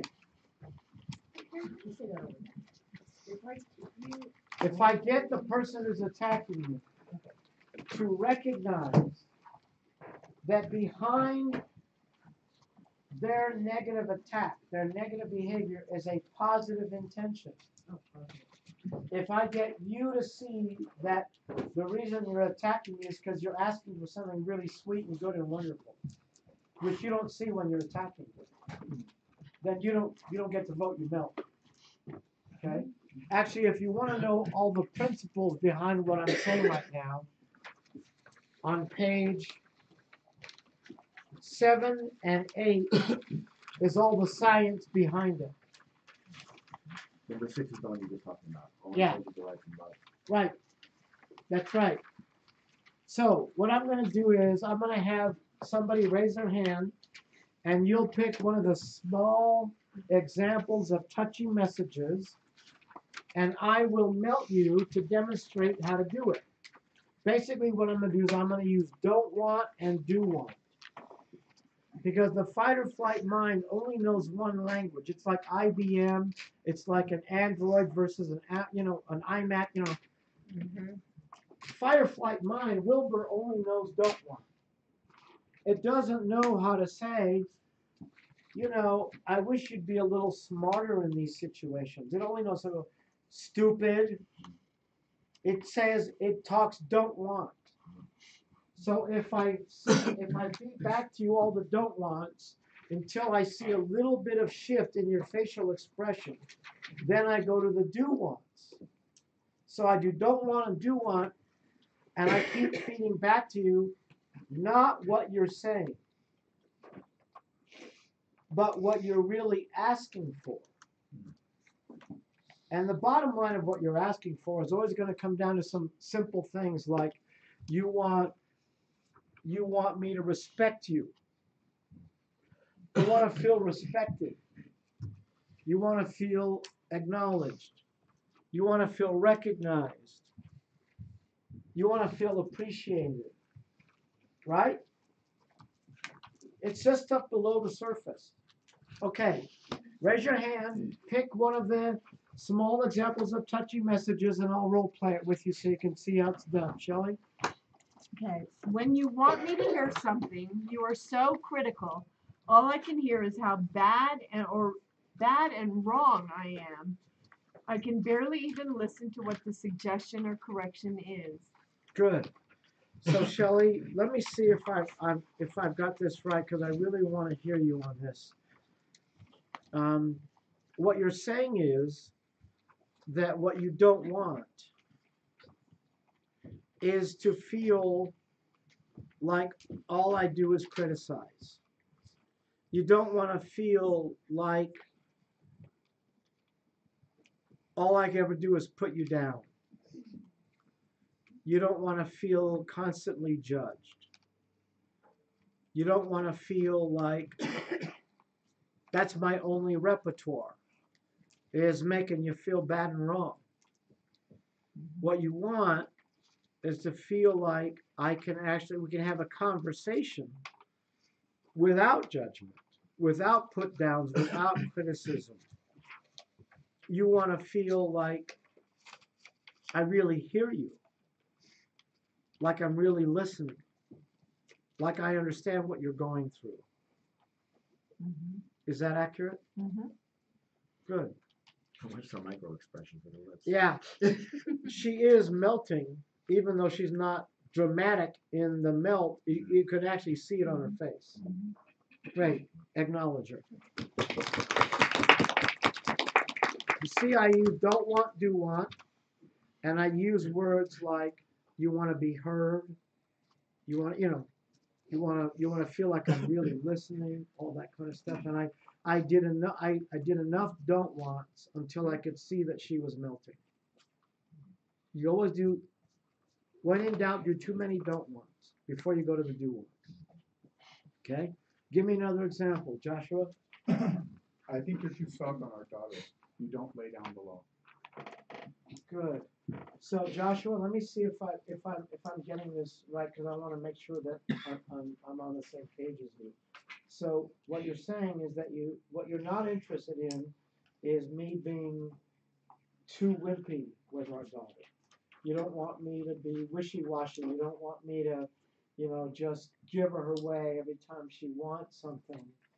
You don't want me to be the kind of father that isn't a good father or mother, right? Like, you don't want me to just bend every time there's something that needs to be done, like a consequence or something like that, because what you want is for me to be the kind of mother that can do a good job of parenting, to feel like we're both raising a great daughter, that we're being great parents, and we're actually doing the best we can for our daughter. Is that right? Yeah. Did you see him now? Acknowledge. One more. Okay. Son, it seems like no matter what I do, you don't take out the garbage. You know it's your chore. Before I do this one, I want to tell you a quick story. When Eli was about, I think he was 8, maybe 9, his friend had done a fire walk, walking on hot coals. And so he said, "Hey, Dad, don't you guys do a workshop that's a fire walk?" I said, "Yeah, it's coming up in a few months." He goes, "Oh, I want to do that one. I want to do that one." So he was brave, and he, just like Derek, he walked across the coals, and then he asked some of the adults who were too scared to do it, "No, it's like walking on popcorn. I'll do it with you. I'll hold your hand, It was great, Then after that workshop, he said, "Hey, what's your next course?" I said, "Relationships course." He goes, "What's in that course?" I said, "Well, there's this, and there's that, and there's this." I said, "And there's a great process called How to Met Your Favorite Jerk." He goes, "Oh, I want to do that one." Right? So after the course, we had these steps going up to the condo that were cement steps. And he would make this thing of running up them, and I'd be, "No, Derek, you got it. I don't want you hitting your head, So when I was kind of using the wrong tone of voice, when he's going up the stairs, he goes, "Hey, Dad, is this a good time to use How to Met Your Favorite Jerk?" I'm like, "Well, maybe." Dad, what you don't want is for me to get hurt. And you don't want me to fall down. And you don't want to be a bad dad. You want to be a good dad. And I'm melting. So now I'll be the teenager, okay? Say it again.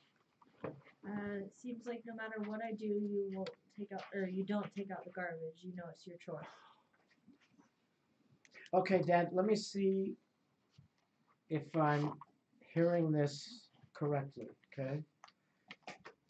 You're irritated because you've had to tell me several times to take out the garbage, and I keep forgetting, and it's not, I avoid it, and it's probably driving you nuts because it might even feel like I'm not listening or I'm ignoring you on purpose, and you don't feel respected. And what you want is to feel like not only do I honor you and I respect you, but that I care enough about you that I would actually listen and maybe take it to heart and try to do better on things like my chores. Is that right? Yeah. You all get what I'm doing? Acknowledge. So now I want the people who are in Movement to Mastery, who are willing to be small group leaders, to stand up around the group. Go ahead, stand up. If you're willing to be a small group leader, stand up around the group.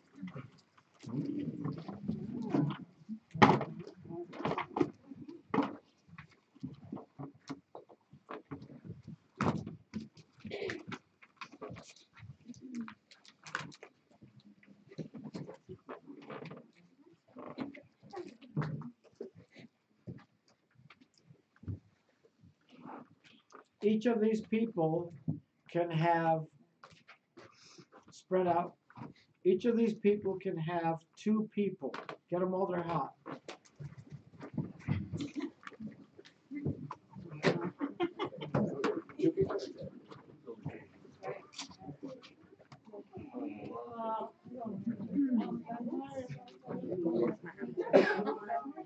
Each of these people can have 2 people. Find somebody who doesn't have somebody.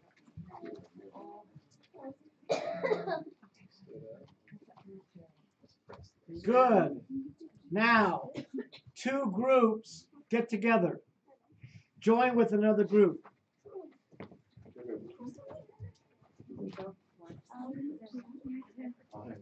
Okay, now make circles with your chairs. Go.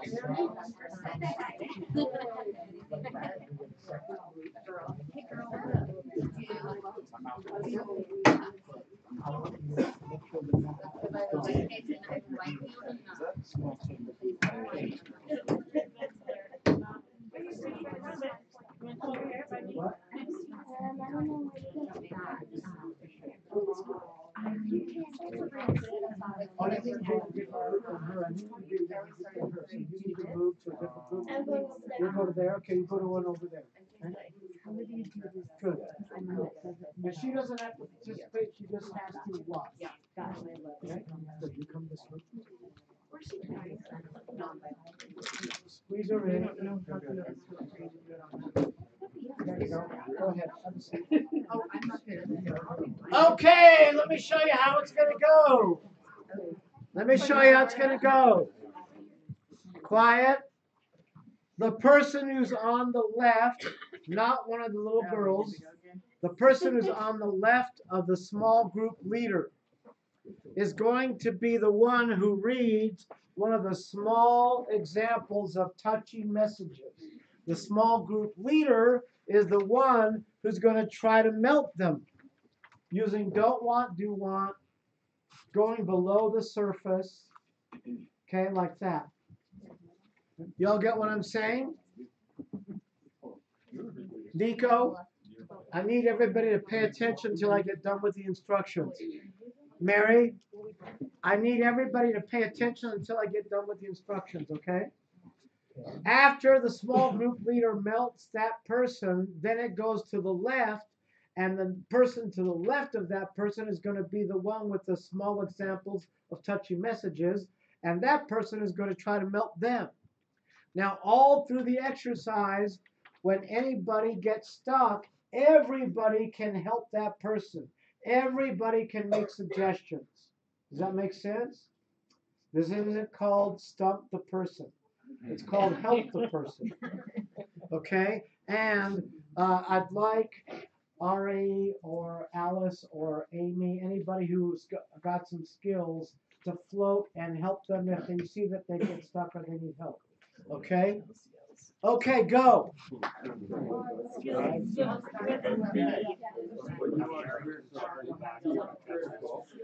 All I hear is that you have to go.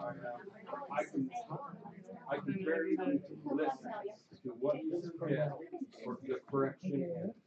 Let me see if I'm getting this right. You suspect that I don't want to say anything. So what I don't want to make me really sad. Huh? It would make you worry about me a lot more. And I'm sure you don't want to see going bad habits and bad crowds. to see me. Just your hands. Have skills to notice Oh, yeah, he's all over the place. He's trying not to.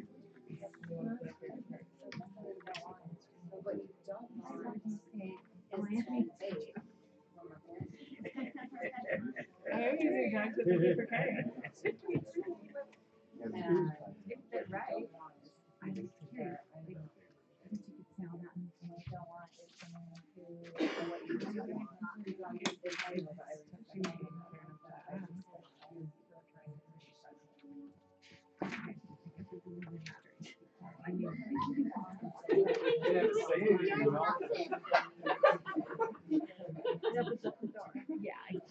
I mean, how to see.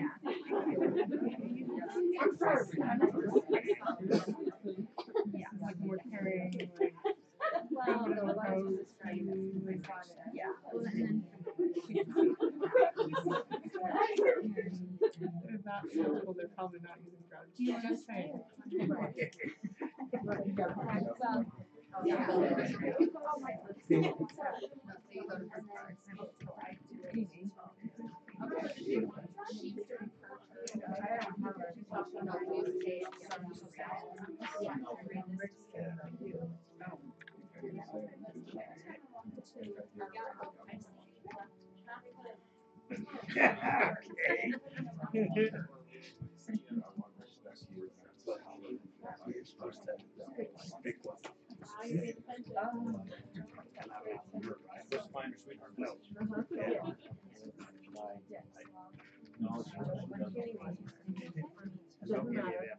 Bushy eyes. Do you have a daughter? Okay, I think you're too soft on your daughter.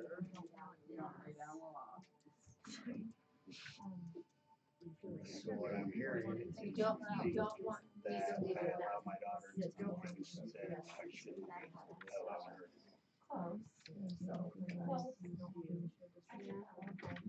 Yeah.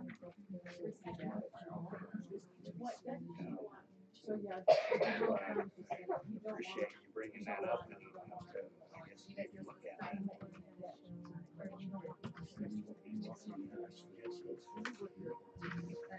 That's a hard one for me. Pardon me? One about, I'm soft on my daughter.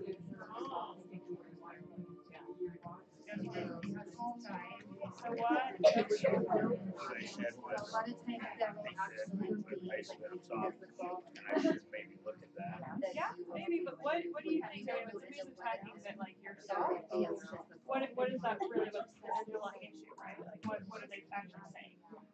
That I don't care about my daughter. I'm just asking, you know, maybe, I mean, that's, yeah, that's part of it, I think, is that you don't care, maybe, you know, yeah, maybe you think maybe that I don't care and I'm not drawing boundaries, or maybe it's self-interest, right? It might not be. What you're saying is, you know, you want me to have boundaries and stop them any. And so what you, and what you say, yeah, I mean, you're not having to agree with them, right? At the end of the day, you're not having to agree with them. You're just almost in a way validating what they think. What if I look at it like I don't really care because I do anyway? No, but then, again, yeah, but then you're. I do have daughters. Yeah, but then at that point, you're no longer. Give everything away. But at that point, right, you're not self as a jerk. Right. Then you're getting defensive and saying, oh, maybe you're right, maybe you're not. It runs this, like, what you're trying to do is to try to you're hearing what they're saying, you're listening to what they're saying, and you're giving it a place. You don't have to agree with it, you don't have to, you know, buy into it. You're just giving it space and saying, yeah, I hear you. You might, you know, you don't want some, you know, my children to walk all over me. You don't want them to kind of run loose, not having boundaries. You don't want this. What you'd rather see is something with a little more, you know, am I hearing that right? A little bit more rules, a little bit more, yeah, am I hearing that right? Yeah, a little bit more structure. Yeah, and they're like, yeah, that's exactly what I'm saying. Like, okay, thank you for that. Thank you for that, you know? can say thank you and never have to acknowledge it again. You know? Is that fair? Or, you know, The nice thing about this is when you're melting your favorite jerk, it's easy to realize like the favorite is you don't have to approve the jerk. This is just to make people feel very comfortable. It's not yes or no and embrace the certain track. It's just validation. Would you read that? I found the next one.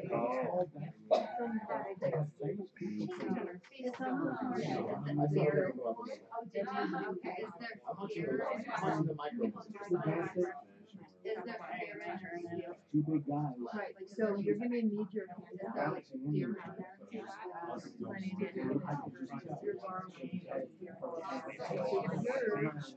And when one of the guys came around, and the other guy came around, I got to see him, and I said, because now I'm you gonna don't give want this, you don't want this, and this. And we're not gonna how go back come to that. you seem to be 20 minutes late, And I no didn't matter even what? think about it, I just reacted, because I just thought it was gonna be, you know, big deal. No, Well, let me spec in this right, but I'm always Also, like, could have been a dick. What about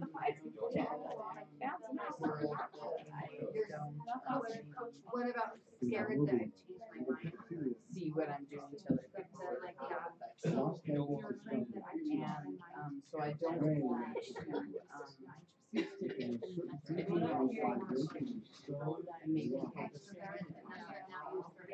if somebody starts to read what it takes, they'll speak, or send I it really to feel you. like And all you have to do is stand I do next try to my the best person. and I do And they leave. want There's a movie. yeah. to validate people's feelings and I want to That'd be interesting, like, how do they find these people? And then I was like teaching how to set up skills. Right. Well, how are they have they to do honest? anything. They just stand next to Maybe not without Am I not giving you my Yeah, I remember they just said, hey, look, I'm not there's a ready. position called the speaker. I'm Once they determine what we and it might be schedule. that they had somebody, yeah, they had somebody keep their eyes out for somebody doing what they want and speaking. So now we come to what I do Might, want. and then they got me. And the guy that plays Really the good. piano, So it sounds like it's a story about how like you want the me to girl, respect. he falls in love with the girl and she kind of Along responds. that line, what I do want And then he loses his, because he's, so what you he do loses his. Do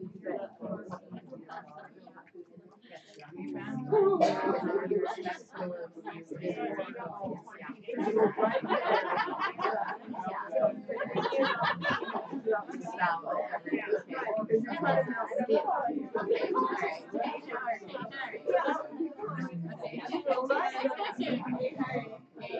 to do that part again? Just to reiterate it? Kids play, yeah, let's we're trying to. So how can we be 10 to 20 minutes late no matter what time we schedule? So I'm tired to sleep. The soft space. Because I don't mean to be that way and I just get so proud of myself I do not mean to tend to translate. As long as you're late, even if I try to get going early and So right now you're making excuses. okay, so now You're not okay, the so jerk. now So right now the jerk is okay, saying, yeah, okay, so now what do I do now?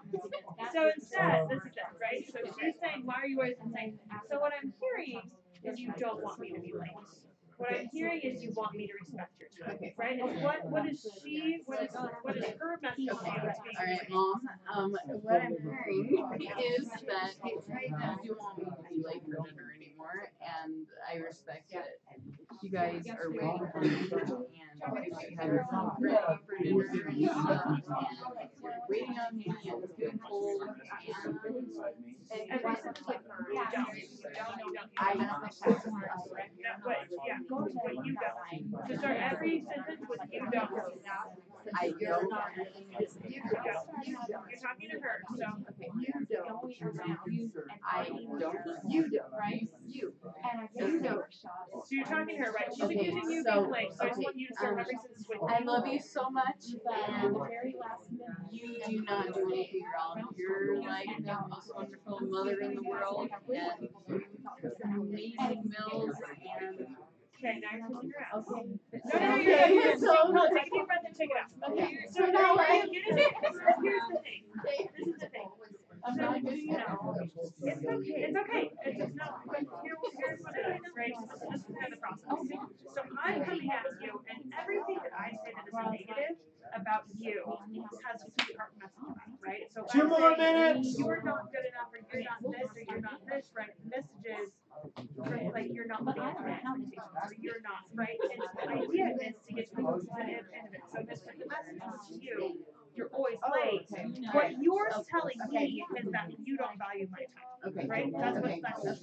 And so what you're trying to do is, so she's saying you're always late, and saying, so what I'm hearing is you don't want me to be late. You don't want me to not validate your time. You don't want me to be careless and reckless, and you don't want me to, waste. I understand you don't want me wasting your hours, and you don't want me to not be your voice. Okay. What you do want. Does that make sense? Yes, it does. Okay. So one more time. Okay, Mom, I love you. Thank you for everything, and I know you've done so much for me. And my fault of speaking is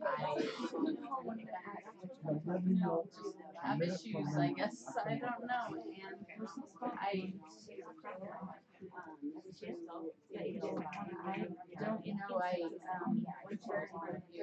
everything you've ever done for me, and conversation to see that, and I really do value my time right You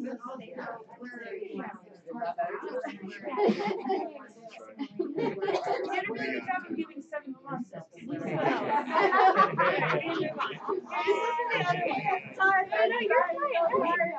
No, you're fine. And like it's all this process stuff. These two, you guys want to talk about one time here? Honey, here. Listen to 1 minute. Okay? Oh, yeah. The day that we got home, if you guys want to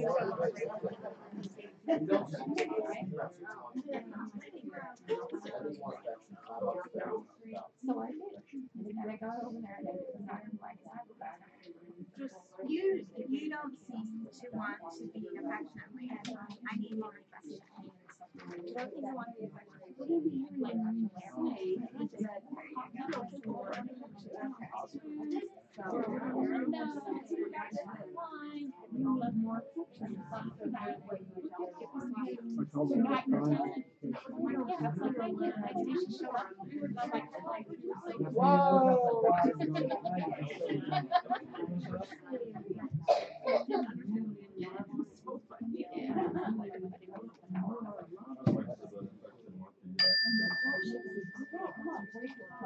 Acknowledge your group. Okay. Come back to the bigger circles. Good job, guys.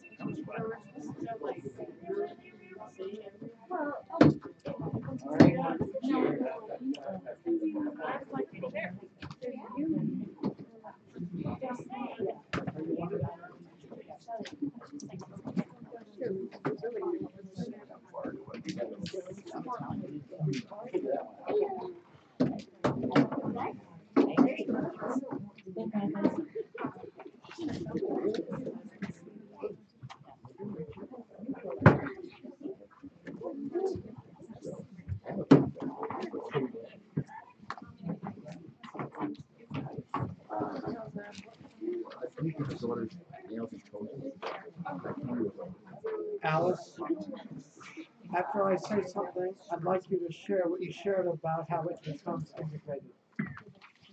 Okay, I'm going to share something first. I really want to acknowledge your group. I am so impressed. I mean, You've only done this for a few minutes, and already you are masters at this skill. Nah. Now, it's one of the most powerful skills you will ever learn in your whole life. But the trouble is, like all new skills, whether it's skiing or piano, you know, the first few times you go skiing, they really shouldn't call it skiing. They should call it falling down with a dash of skiing. You know what I mean? Same with piano, same with any new skill. But skiing is a good example because with every day that you go up to the mountain, you notice by the end of the day you're a different skier. You're not the same skier. It's actually quite amazing how fast people can learn a new skill in such a way that they become masterful at it.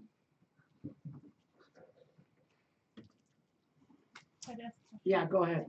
I have a question, Drake. So, I mean, I'm not a master at this skill by any means, but what happens if you're in this and like someone's completely in a rage mindset and you're trying to say, "Hey, I hear your message," but they're so like, I mean, you speaking at a normal tone and being like a normal human being just doesn't resonate with them. What do you do then? I don't try to use the skill in that situation. I take a time out. I say, you know what? Let's take a time out, and we'll come back to this when you've got a little bit less emotion going on, so we can try to actually have a conversation. Would you say that you're looking for the lack of loving intention? If I'm just raging at you, where is the loving message? Well, there's always a loving message there. That it's like that's one of the examples of people that, like, there's two categories of people that I would not try to use these kind of skills with. Let's say that you have a severe personality disorder, like psychotic or you can't rationalize. You know, schizophrenic or whatever. Right. Yeah. Or if they're drunk and on drugs. Yeah. Okay, it's you're not getting anywhere. You know, it's like a sieve. You know. And that's another example is somebody who's in so much rage that they're just it's not possible for them to be rational. Some people use rage like a drug. Right. There's a lot of chemicals being released into our bodies. It can actually change your state of mind. Actually, like a drug. It is a mind-altering all substance. human beings Emotion have a very small set of emotions that they are addicted to. If you watch whoever you're living with, you'll see that they like the same 3 or 4 emotions and they just rotate them. Yeah. I like to be irritated, you know, righteous, and you know. Yeah. Okay. So I want let's acknowledge. I want to say that a big mistake people make when they learn a skill like this one is they think that they're going to now try to use a new skill on, you know, mom or dad or someone that is a 500-pounder. You don't build physical muscle by walking up to 500 pounds and then stressing and straining and then, you know, walk away going, well, I can't do it, and judge yourself because it won't work. You don't try to use a new skill that you're not good at yet with mom or dad or whoever. It's like lifting 500 pounds and then judge yourself because the skill doesn't work, or say the skill doesn't work. The skill works beautifully, but you're just a beginner. A good exercise you can do is every day for a month, pick a time like a half an hour, 9 to 9:30. If you're at an office, there's people interacting with you. And no matter what they say to you, see if you can say to them, let me see if I'm hearing this right. Use don't want, do want, or you're interested or not interested, and just practice it on normal conversation until your body starts to get body memory and your brain develops a new neural pathway. Okay, now Alice, where's Alice? You're in your room. She's in your office. There she is. Okay. Share with them what you told me about how you were able to integrate it. Go to the front of the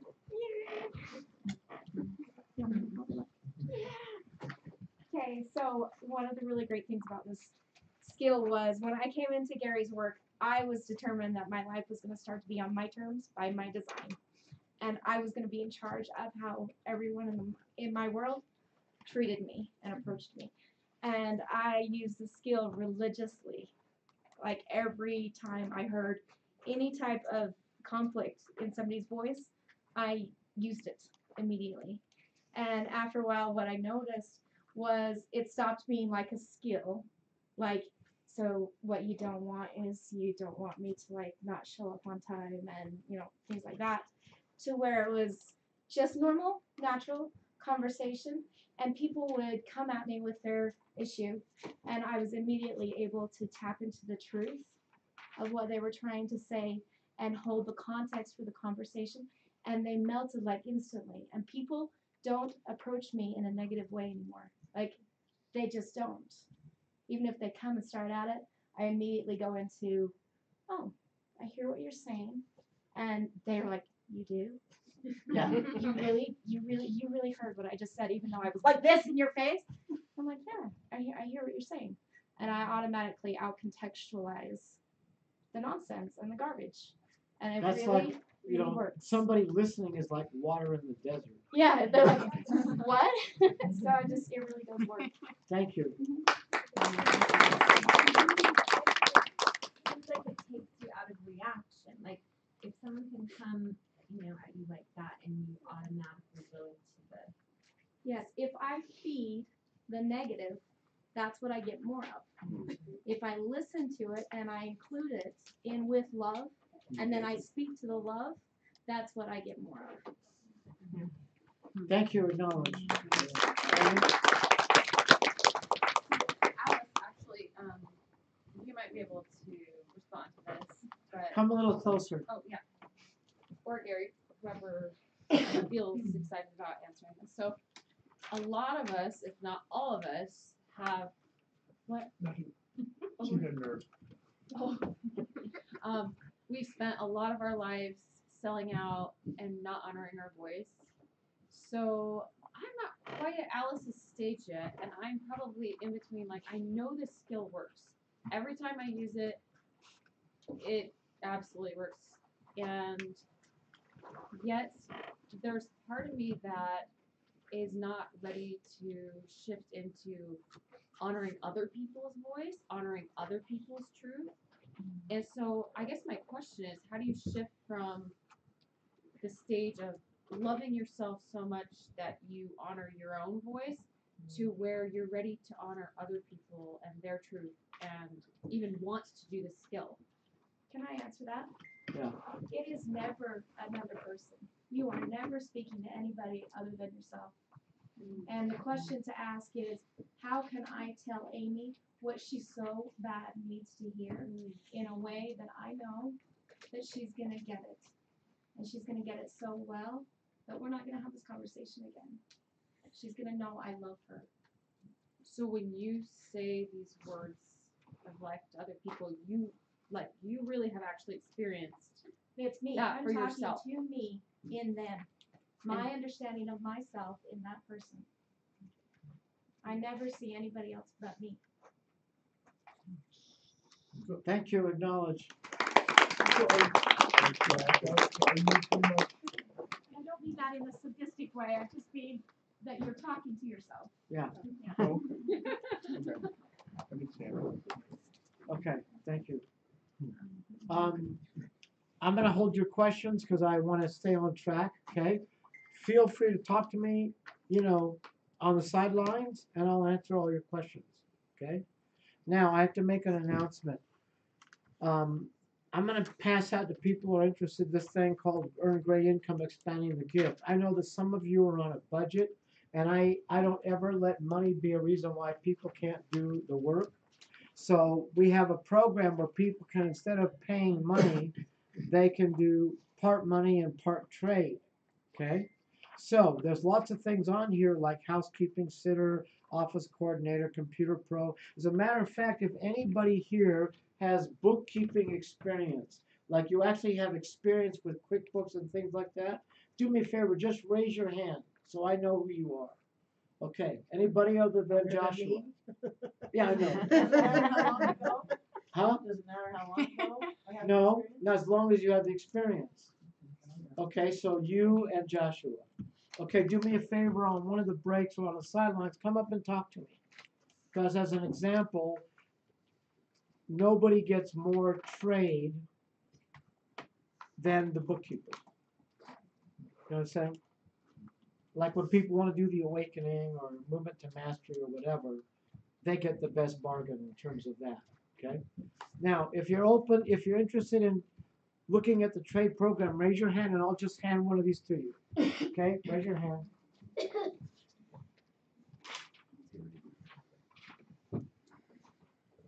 Michelle, if we have too many hands up and I run out of these, we're going to need some more printed. Anybody over on this side of the room? Okay. Thank you. Okay, I'm going to leave a couple of them on the back table. If you change your mind, grab it from the back table. Okay, now I'm going to go into a process, one of my favorite processes called the heart of the human spirit. And again, I want to do a little bit of a disclaimer. I want you to know that whenever I venture into topics of an extraordinary or spiritual or mystical nature, I run the risk of pushing people's emotional buttons. Like some people are atheists, some people are agnostic, and I don't want you to misinterpret that I'm sharing anything other than one person's point of view. I don't have any interest in enrolling you or convincing you that my beliefs are the right beliefs. You know what I mean? I'm just sharing you with what one person's experience, okay? Great. Now, during the first public awakening, back in 1981, there was a new process that I'd heard about and I'd experienced it one-on-one, but this one person wanted to facilitate it for the awakening group called Connected Breath. And it's a very simple process. Everybody lies down on sleeping bags or mats, and then you breathe deeply. You know, like that, you know, for 20, 30 minutes, right? Well, it has a beautiful effect on your brain. It connects the two halves of your brain. And people have very profound experiences, okay? So I'm in the other room because I'm not leading the process, and I hear the sound. Now, the first time you do the process, you're kind of in your own world. You hear people making sounds like, you know, some people are crying and some people are angry and some people are laughing and, you know, and you hear it, but you don't really pay attention because you're in your own experience, right? But when you're assisting and you're not a participant and you're watching all of this, it's a strange experience because you hear every sound that human beings can make all in one room. Right? Well, I heard this sound and I walked in the room, and when I walked in the room, I had a magical experience because I heard the sound of true healing. And I heard it in a perspective of how many generations the human family had been building one brick on top of another until we could get to this magical point in our evolution where a part of the human family did not have to worry about where the next meal was going to come from. And we could focus on consciousness. And this gift called true healing was available. And I got it that for the first time in recent history, it was not just available to the saints and the gurus. You know what I mean? It was available to everybody. Well, suddenly, I went back in my experience to the spirit realm when I made a whole bunch of decisions. Now here, I have I have to use metaphors because English doesn't quite do the trick, okay? So imagine that we're all in a big room, big space, and somebody's calling out jobs. And somebody says, we need some people to be hanged by the neck so that the black people will one day know equality, and a bunch of hands go up. We need some people to die as infants of hunger so that one day the human family will end hunger and have the biggest spiritual explosion the world has ever known. And a bunch of hands go up. And at some point they call my job, which I consider to be the awakening. Anybody ever remember Welcome Back, Kotter, the TV show? Remember Horseshack? Right. Mr. Kotter. I was like Horseshack in the spirit realm, you know. That's me. So they choose me and I stand up.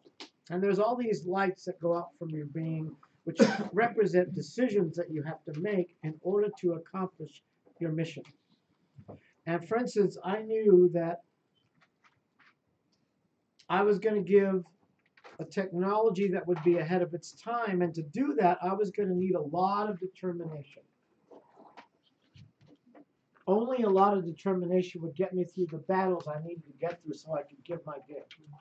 So I looked at it and I went, well, you know what? If I was born with a short body, and I'm always the front row in class and get teased and made fun of and bullied and pushed around, and you know what I mean? Given my particular spirit, I would develop a lot of determination. Then I knew that in order to, because in that realm, I'm the essence of compassion. And I thought, well, how can I really accelerate and ignite the compassion that I am? And I thought, well, if I'm born to a defeated bloodline, like black or Indian or Mexican, then I would be prejudiced against, I would be ousted, I would feel different, and that would ignite my compassion. So I looked around and found a bloodline that had some issues that I really wanted to work through. I found a great bloodline that had dealt with all this stuff, and abuse, and, fun stuff.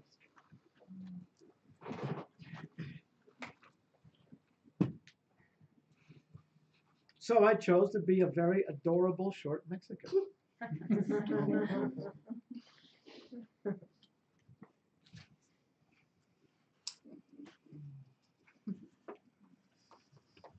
So you may not remember it, but before you got here, you might have actually made the choice to go through all the horrendous battles that you've been through so that you could give the gift that you came to give. So, when I got back from the experience, I knew what the soul is. The soul is not your body, not your thoughts, not your feelings, not your past, not your history. In essence, what your soul is a unique, individualized intention.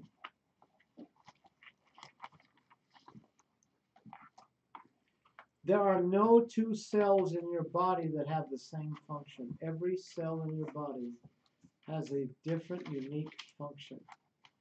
Just like beings, no two beings have the same function. So in simple language, what you are is a message. A message that you came to learn, that you came to teach. And all of your battles, all of your victories, all your defeats, all the best times in your life and all the worst times in your life revolve around your message. And if you ever find a work or an activity that expresses your message, you will have discovered your purpose and your destiny. If you ever find a work or an activity that expresses your message, you will have found your purpose and your destiny. So can I ask you a question? Yes, you bet. Okay, so if we don't find that purpose and destiny in this life, then we're going back into another one, right? To find our purpose and destiny. I don't know about past lives. Yeah. Honestly, I don't know. I can explain past lives in 3 different ways, DNA and all kinds of stuff, right? So I don't know about past lives. I know that it would make sense that whatever you don't learn this time, you're going to get chances to learn it again, because progression is infinite. So, but at this stage of the game, certainly if you're in this room, because you're about to do a process where you can discover what your message is. That will be a big help in learning how can I best express that message. So at that point, it no longer becomes work, right? Because Let's say that it doesn't have to at that point. Well, it doesn't feel like work. It doesn't have to feel like work. In other words, it's your choice whether or not you interpret that as work or play. So you're on the path. If you choose.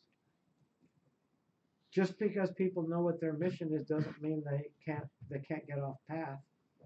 I've been clear about my mission since I was barely turned 19, and I've gotten off path more times than I bear to tell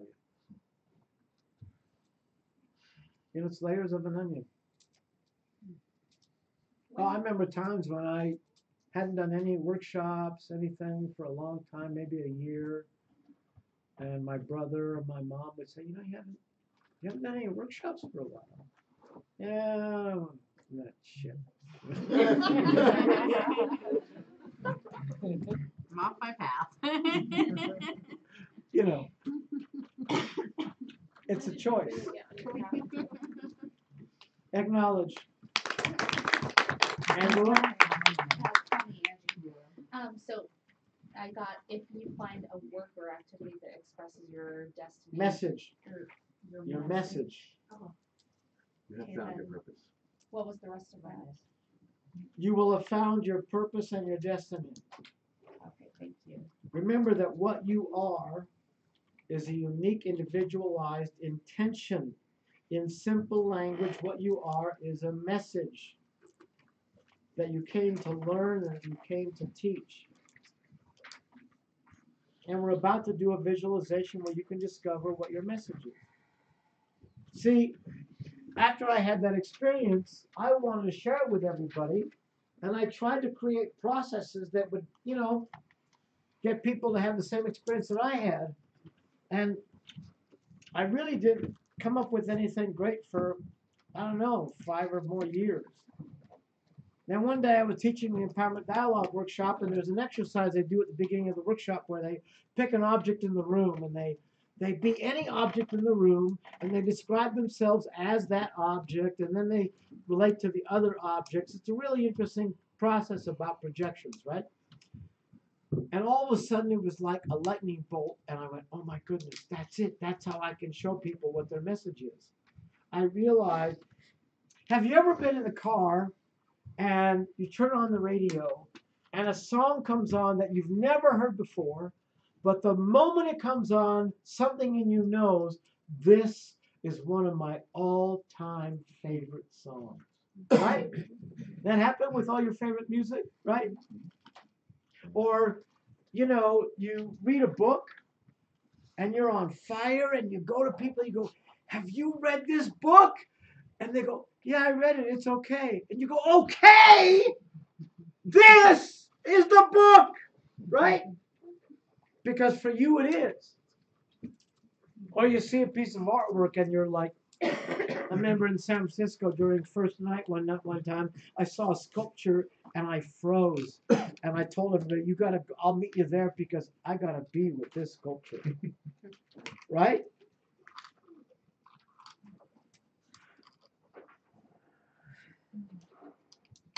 When you were little kids, when you were like 4, 5, 6 years old, you all had a magical experience. And you loved whatever that thing was, that story, that book, that movie, that something, so much that it was your purpose and your destiny talking to you, and you might have even forgot about it since then. But you had it. Because your message is in everything that you love the most. It doesn't matter whether it's Handel's Messiah or Linkin Park's In the End, or it doesn't matter. Whatever your favorite music is, whatever your favorite heroes are. Matter of fact, I'll give you a little something about your heroes.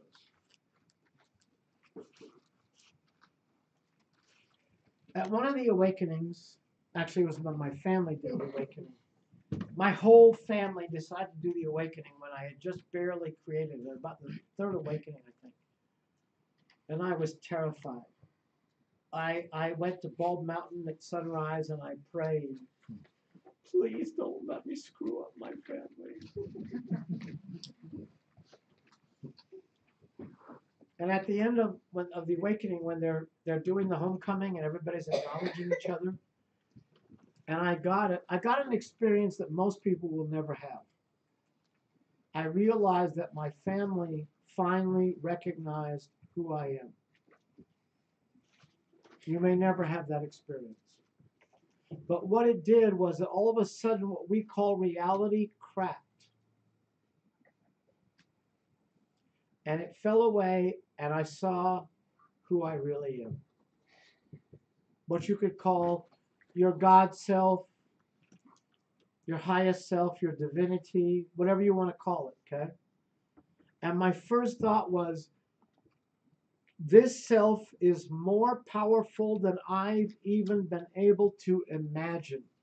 Even my greatest heroes, I have not been able to even imagine them this huge.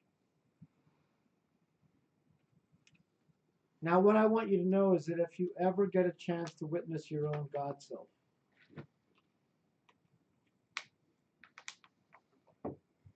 you'll realize that the closest thing you can get to describing the true nature of who you are is your heroes.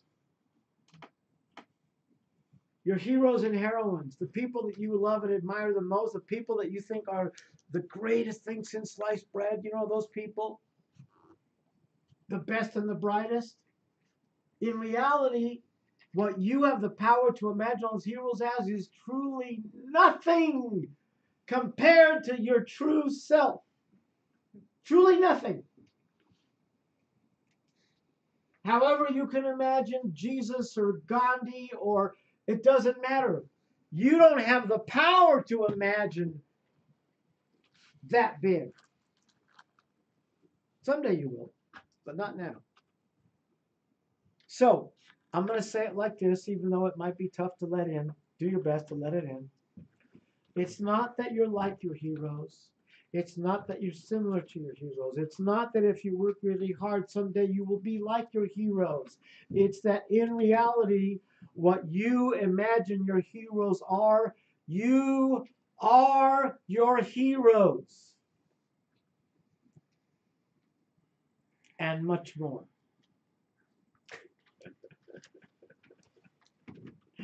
Try to get next to that. Okay, you ready for a visualization? By the way, kids, the little girls, you guys definitely want to put your drawings down and you want to do this visualization. You're going to love it. It's a lot of fun.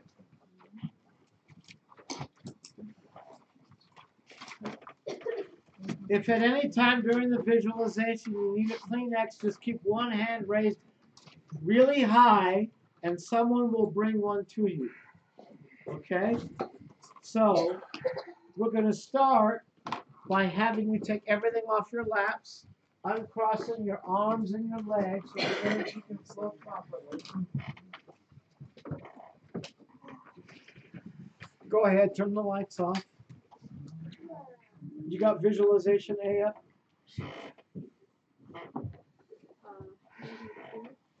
I can't hear you. I can't hear you. Heart and human spirit. Yes. Go ahead and start with Machu Picchu. You can all start by closing your eyes, and if your feet can reach the ground, then put both feet on the ground without crossing them or your arms. Start by taking some deep breaths, and I want you to imagine your favorite color of light. Michelle, do me a favor, and around the corner there's a light switch. Turn those lights over there off.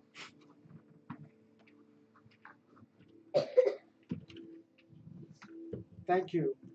Remember, when I go like this, that means go to the next song, but wind down the volume, then wind back up.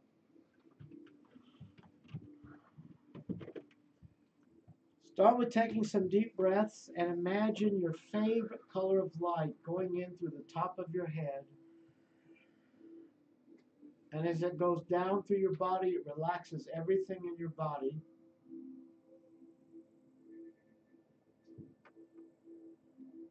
And then, as it relaxes everything in your body, you're going to send it down through the earth, down, down through the earth, long way down. And the center of the earth is actually going to send a cord of light that is the same color as your cord of light, and it's going to connect with your cord of light.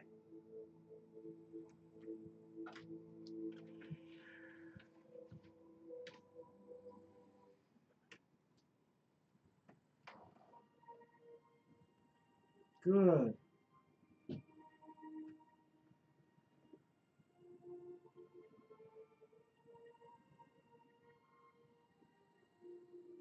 Now I'd like you to recall any and all of your favorite music. And with each piece that you recall, do me a big favor and just raise a hand and put it back down again, or a finger, put it back down again, so I can see how the room is doing. With each song or piece of music that you recall, any and all of the music that has meant the most to you throughout your life, any music that's had the most meaning. If you need a Kleenex, keep one hand raised high, and that's how they know that you're not just doing the exercise, you want a Kleenex.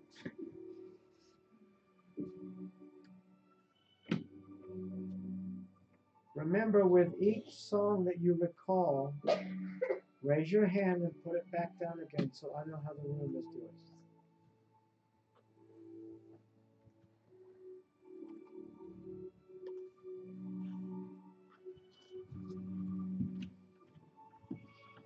If anytime during the exercise you get touched or moved, go with it. Don't turn it off. Don't suppress it.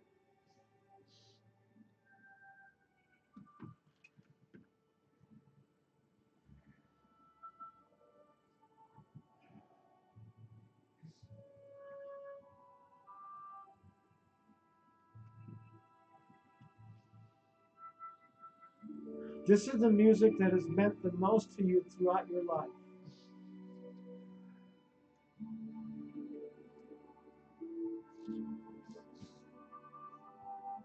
Good.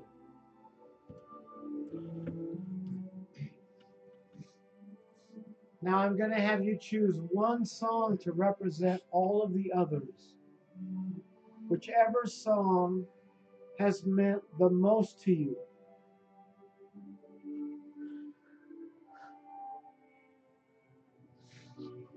When you know what song you're going to use, please raise your hand and put it back down again so I know how the room is doing.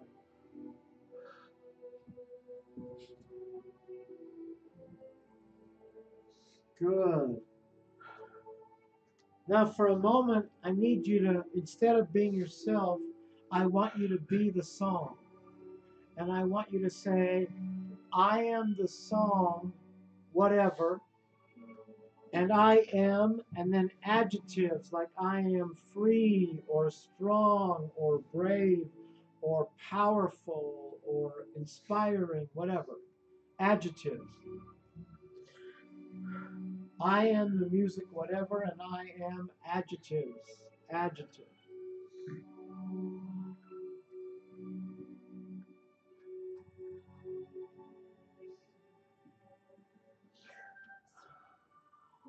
Let it go. You can touch or move, go with it. Open up to the experience.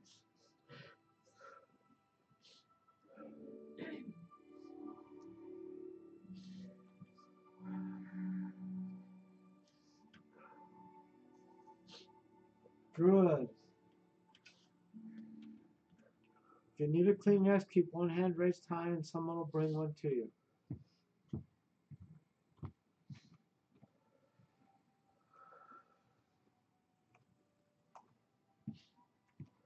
Good. Now, be this piece of music and say, I am the song, whatever, and my message to the world is, and put it into a one-sentence bottom line message. One sentence bottom line. I am the song, whatever, and my message to the world is, one sentence bottom line.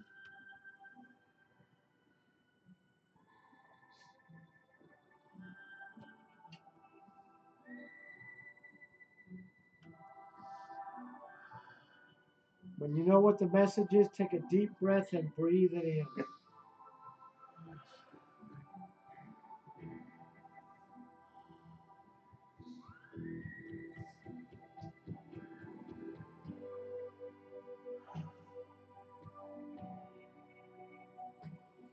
This is a great example of a message that you came to learn, that you came to teach. And I want you to notice how all of your victories and all your defeats rotate around this message. How do all of the best times and the worst times of your life revolve around this message?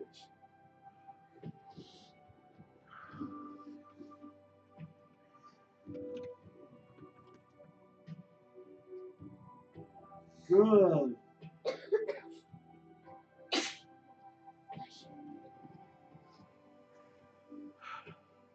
Excellent. Good. Now,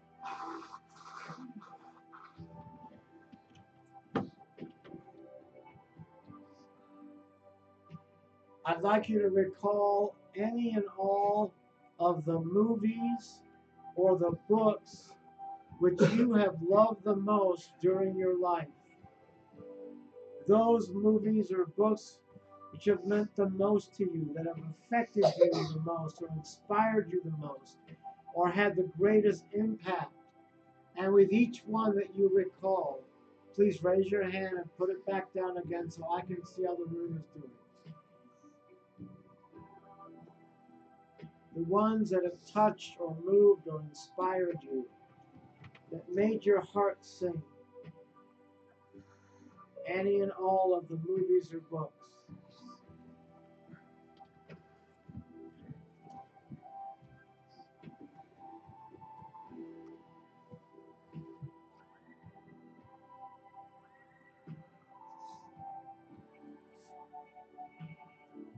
Whatever touched, moved, or inspired you.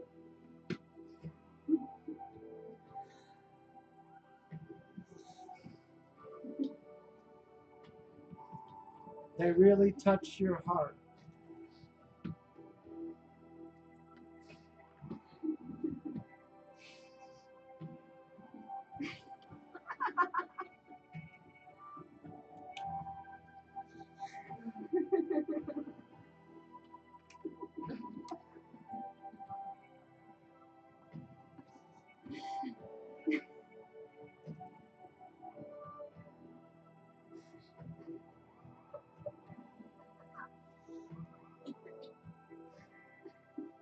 Excellent. Now I want you to choose one movie or book to represent all of the others. As soon as you know which one you're going to use for the exercise, please raise your hand and put it back down again so I can see how the room is doing.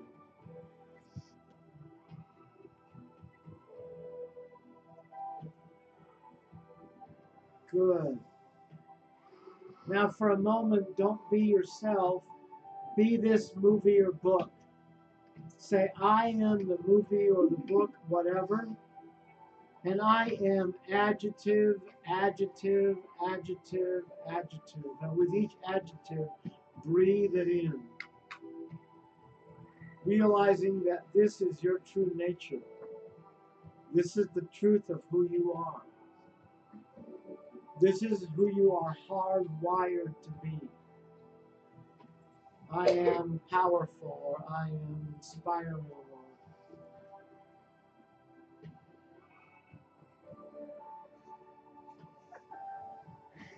I am unbreakable. I am invincible.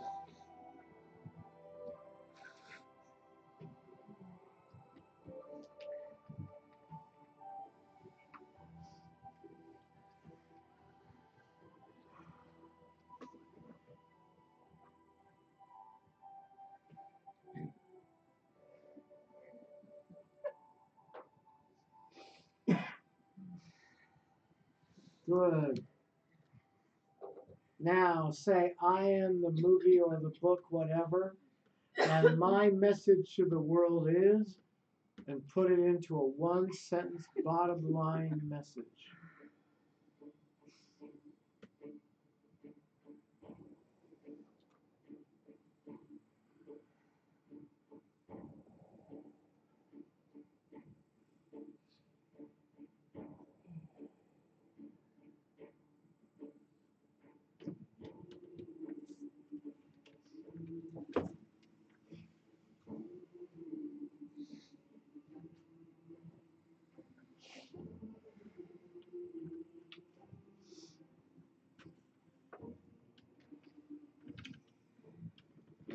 When you know what your message is, please raise your hand and put it back down again and take a deep breath and breathe in.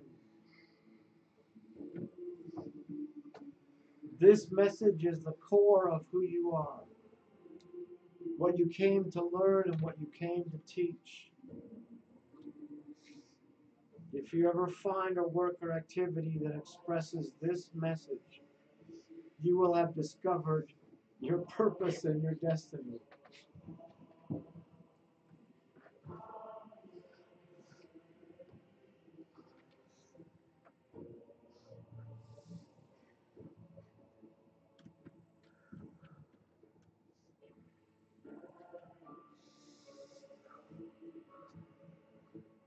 Excellent. Now I want you to imagine that you're in a place in nature, and in the place in nature there is a meadow. And you're in the meadow, and one at a time, all of your heroes or heroines, whether it's people that you actually knew or people from movies or books or comics or history or the Bible, one at a time they're going to come into your meadow, into your place of nature, and they're going to give you a knowing glance, and then they're going to move on. And with each hero or heroine that glances at you, I want you to raise your hand and put it back down again. These are the people that you have looked up to and admired the most. What you consider to be the best and the brightest. The people that have inspired you. That have truly made a difference for you.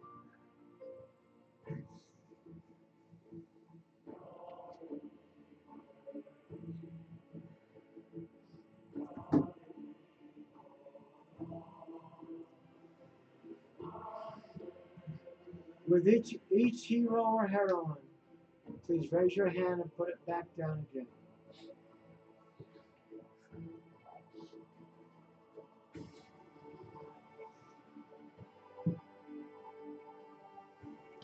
so many truly great people that you have been touched by their lives, by their inspiration.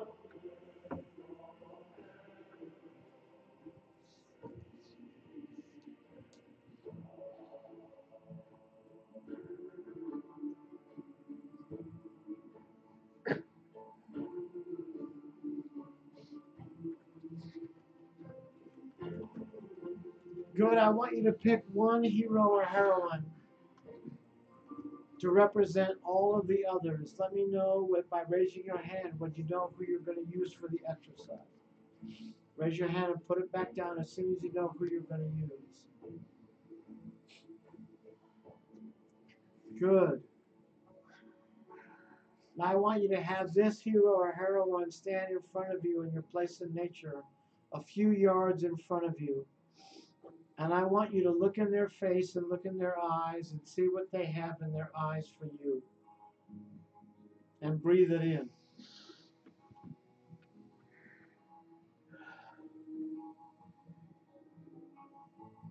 You know, they really know you. They know what you've endured. And they are so proud of you.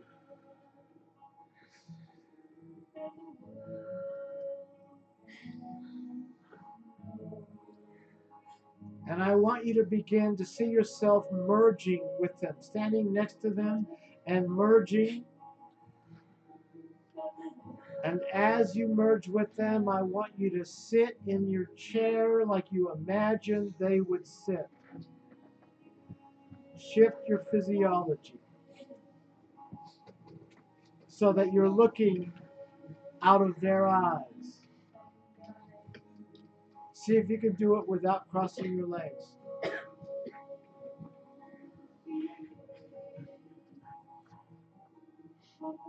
Now I want you to be this person and say, I am so-and-so, and I am adjective, adjective, adjective.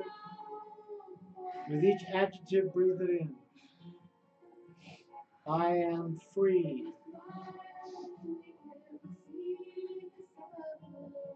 I am brilliant. I express. I am a voice. Whatever. Adjectives.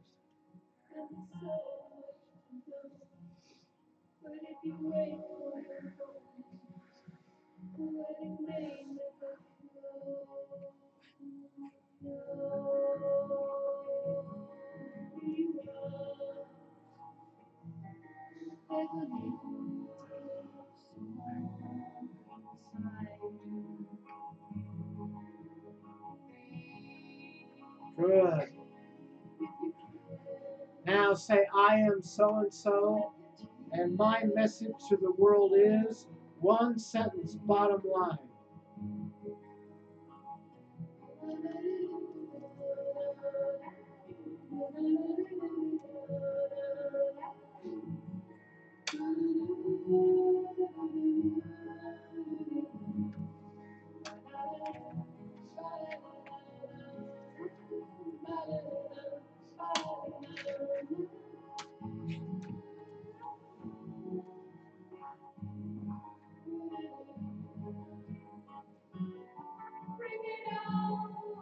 Take a deep breath and breathe in the beauty and the power of that message. What you came to learn and what you came to teach.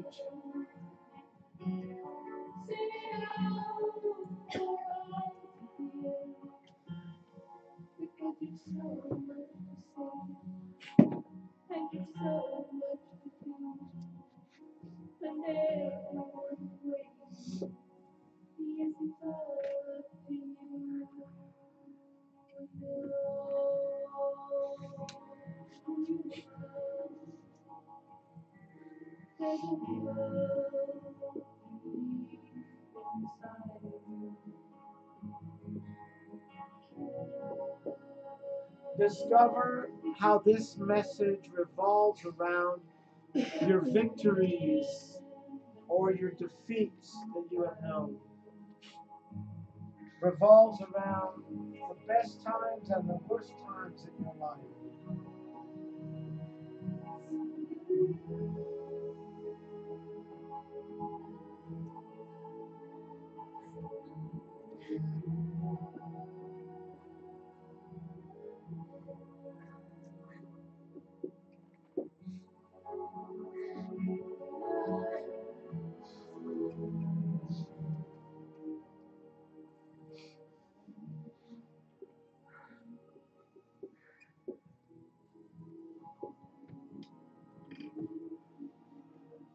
Good. I'm going to count from 1 to 5, and as I count, you're going to find yourself feeling more and more alive and awake and content and back in the room. 1, 2, 3, 4, 5.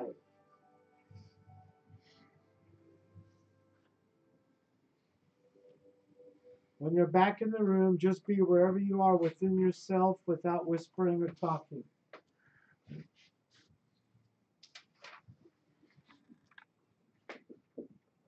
In a moment, I'm going to have you get a partner, somebody sitting next to you, and just share back and forth what you noticed or discovered about that process.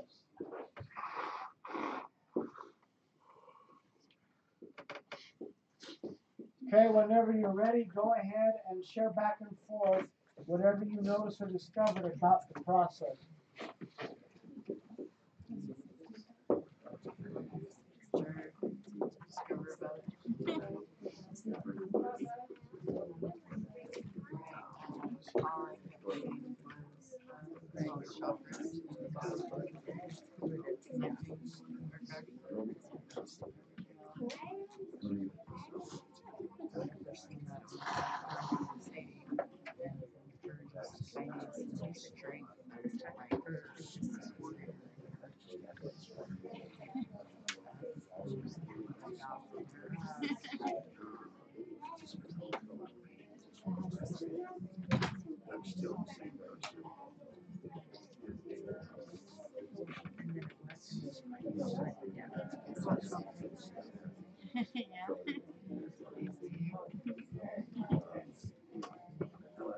My noise comes back to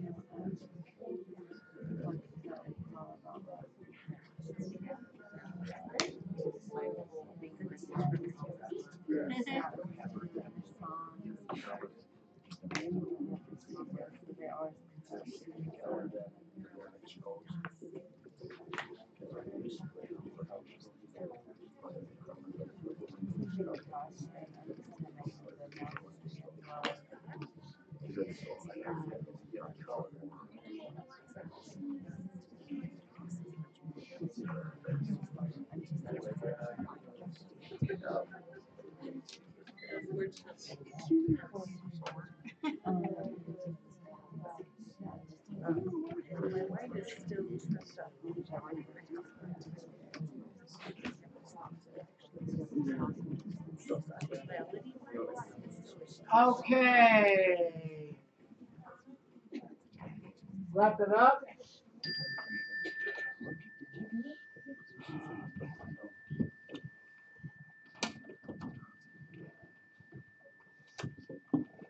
Now, in a moment, I'm going to have you get back into the same groups you were in before, small groups, okay? And what you're going to do is you're going to decide what category that you fall into. If you're an observer, that means you have a safe space, so you have a choice to either do the exercise or pass. And no one will, expect you to participate if you don't want to. Now, what you're going to do in your small groups is you're going to do exactly what you just got done doing in your visualization. You're going to say, I am either the music or the movie or the book or hero. I am so-and-so, and I am adjective, adjective, adjective, adjective, adjective, adjective, and my message to the world is one sentence bottom line. Okay? So, if you're a participant, you're going to be in your small group and you're going to stand and do the same thing. You trying to get Alice's attention? Sorry. I'm looking at Gary. If you're a go-getter, you're going to stand up and do the exercise, but you're going to use volume. You're going to yell. Now, several of you in this workshop, actually many of you in this workshop, would like to get your voice back. Like you really want to do better at expressing yourself, having the hard conversations, not swallowing. I want you to know that for all of you, being able to use volume is your friend. So if you're brave enough and safe enough, let her rip. This is not anger. This is not abuse. This is fighting for yourself. Leaders are people who not only can stand and do it a lot of volume, they do it at 100%. When they do it, they put wind in people's hair. And they'll only do the heroes. Okay? So, how do you know what category you fall into? Like everything else in life, because you say it is so, it is so. If you say you're a go-getter, you're a go-getter. If you say an observer, you're an observer. Okay? And I encourage you to stretch. Stretch is a phenomenally powerful tool to anchoring in your ability to actually manifest what you want in life. So let yourself stretch. Alice, you were going to say something? I was just gonna say, would you speak to what they'll get out of it if they do go for the heroic as much as they can go for? Yeah, if they let themselves stretch, basically what you want to know about stretch is that anytime you let yourself go at 100%, Fritz Perls, the founder of Gestalt therapy, said, whenever the organism goes at 100%, it is curative. Anything you do at 100%, it anchors in your intention on all levels, physical, emotional, spiritual. So if you really want to accelerate the pace at which you're growing, you stretch. Most people are dedicated to comfort, not being alive. Comfortable is inside the box. Alive is outside the box. Okay? Okay, so go ahead, get back into the same small group you were in before, and start with the observers and then go up the line.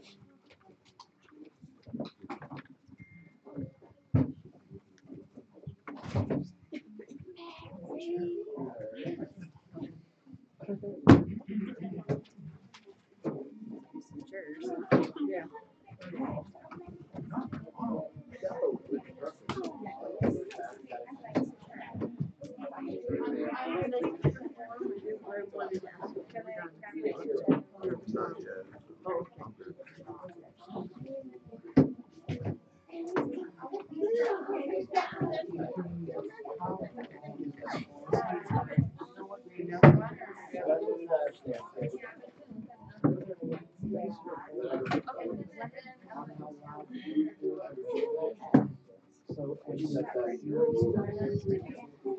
How left, I'm not.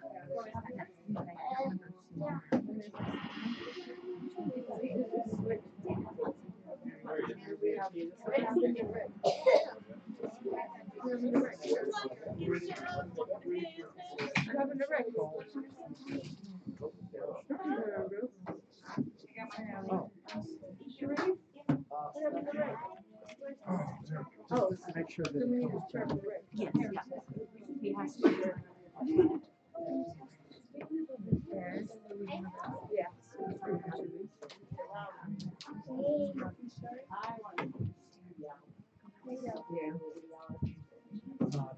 Then we need one more chair. We need one more chair? Yeah. Yeah. I mean, Lisa, we're moving on. Yeah, that's his chair. Okay, small group leaders, start with the observers. Start with the observers and then go up the ladder. Go from observers to participants. And fully observant, so I guess someone else will observe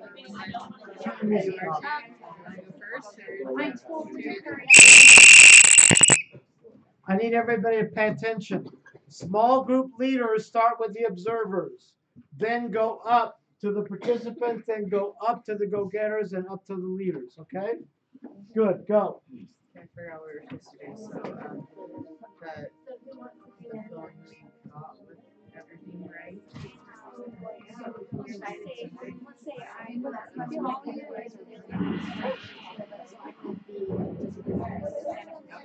I would do something like this. I am old Taylor, and I am fierce and determined. I am able to go on if I love it. I'm able to look out the things that are not working. And my message to the world is, go get it. We do not have to wait for this world to get out of the things you know need to go. You can have the courage to go within and to let it change. And you can do it in love, you can do it in life, any situation. And that would just be the same. But if you love it loud, An observer. Okay, my favorite book, Hamilton and so look I at them am and tell totally me. love and compassion, hurt and pain. I guess what comes from that is endurance too. Are we all gonna be leaders? All right. Yeah, having the courage to. I am Wonder Woman, and my message is to the world is that I you am power are at the same time. So. I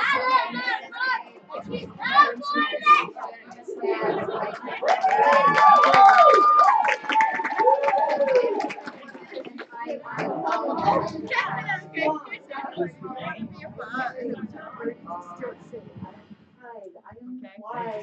I am generous. Okay, right now you're being a participant. We were just saying what you felt in the And you're not putting I am Maya.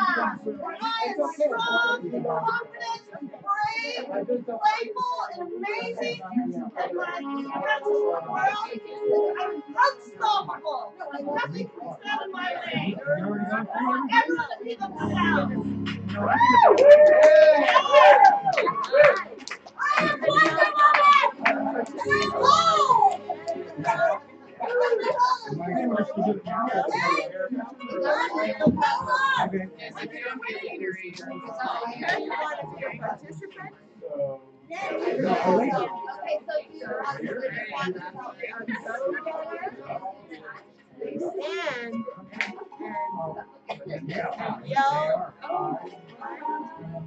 Like, you want to be a participant? No, I want to be a leader, but I forgot how to be a hero. I am unstoppable. I am Tony Robbins, and I teach people to free themselves from their self-inflicted shackles by speaking their truth. I am natural. I am beautiful. I am harmonious. I jump hard. We can do it.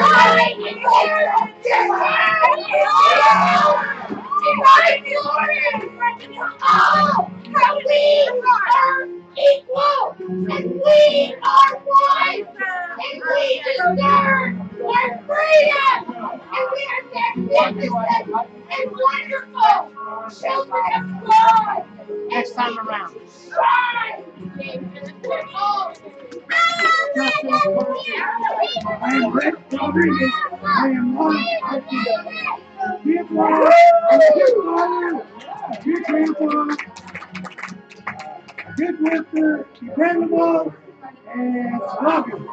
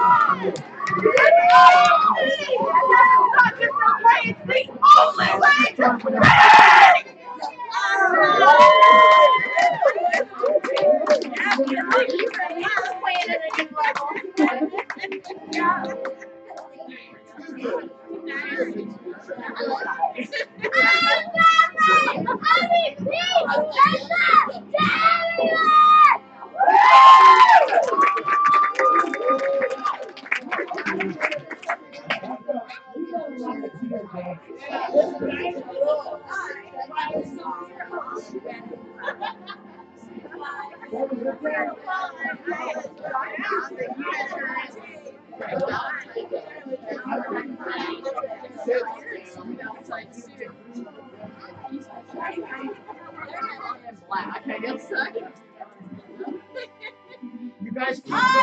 Everybody gets more chances. Love, peace, and happiness. All get down. Allow us to fun.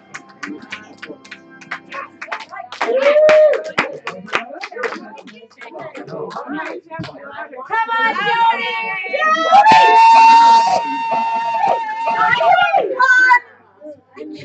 Yes, you can.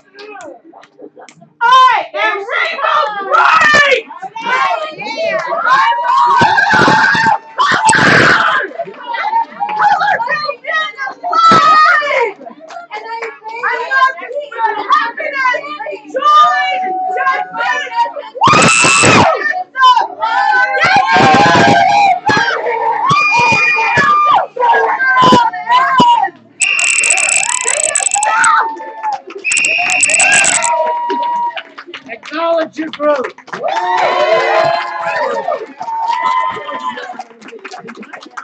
Okay, come back to the bigger circle. That was fun. Way to go, Joey. Way to go. So when you string, when you talk,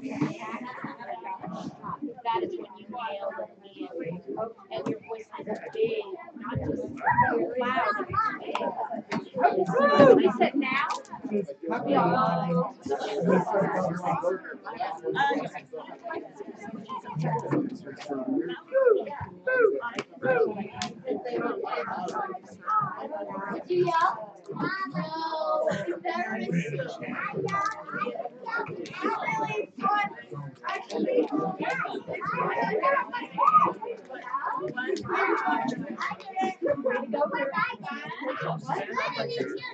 Quickly, quietly, come back to the bigger circle.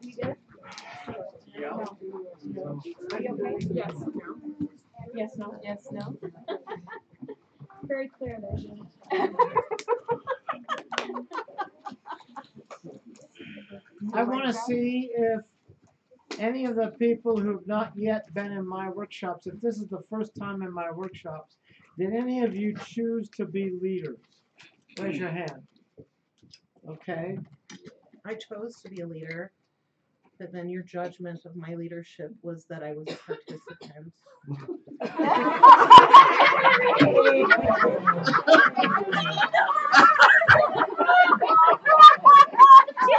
That's why she's the bookkeeper.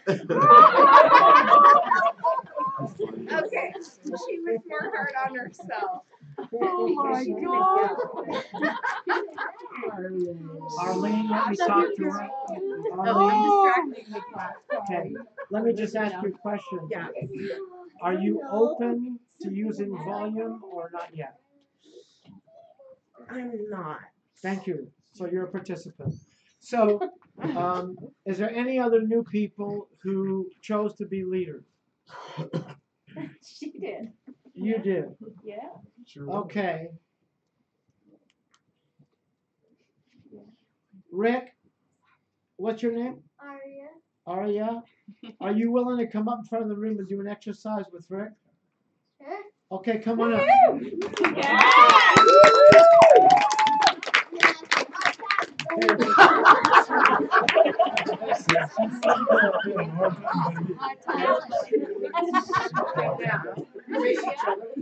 We're going to have a little bit of a friendly competition. Okay. I'll let you go down. She's gonna do it, then you're gonna see if you can beat her, then she's gonna see if she can beat you, you know what I mean, like that, okay? What have you been doing? Okay, you're gonna do the same exercise you do in your small groups. You can be your hero, your music, whatever, okay? And I am adjective, like that, and that's my message to the world is one sentence bottom line, okay? And then we'll see who ends up topping, okay? Is it the loudest? I don't understand. Yeah. Yes, it's Loudest the loudest. and at 100%. Okay. Really suck it to them, okay? Music. Knock him over with it. Yeah, whatever. From that playlist. I'll let you Okay. off easy. You can I am Rick Rodriguez. I am loved. I can be loved. I love my grandkids. I'm a good father. Yeah. Now you. Okay. Okay. Oh gosh. Okay. I am my love. I am free. I am powerful. I am amazing.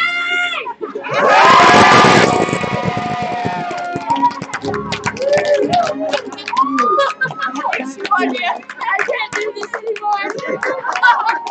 Okay, he's gonna go one more time. He's gonna try again, then you get another chance. Alright, go ahead. I am stairway to heaven. I am loved. I can give love. I can show love. I am me. Okay, last chance. I am Aya. I am free. I am powerful. I'm a wild child. I'm a wild one.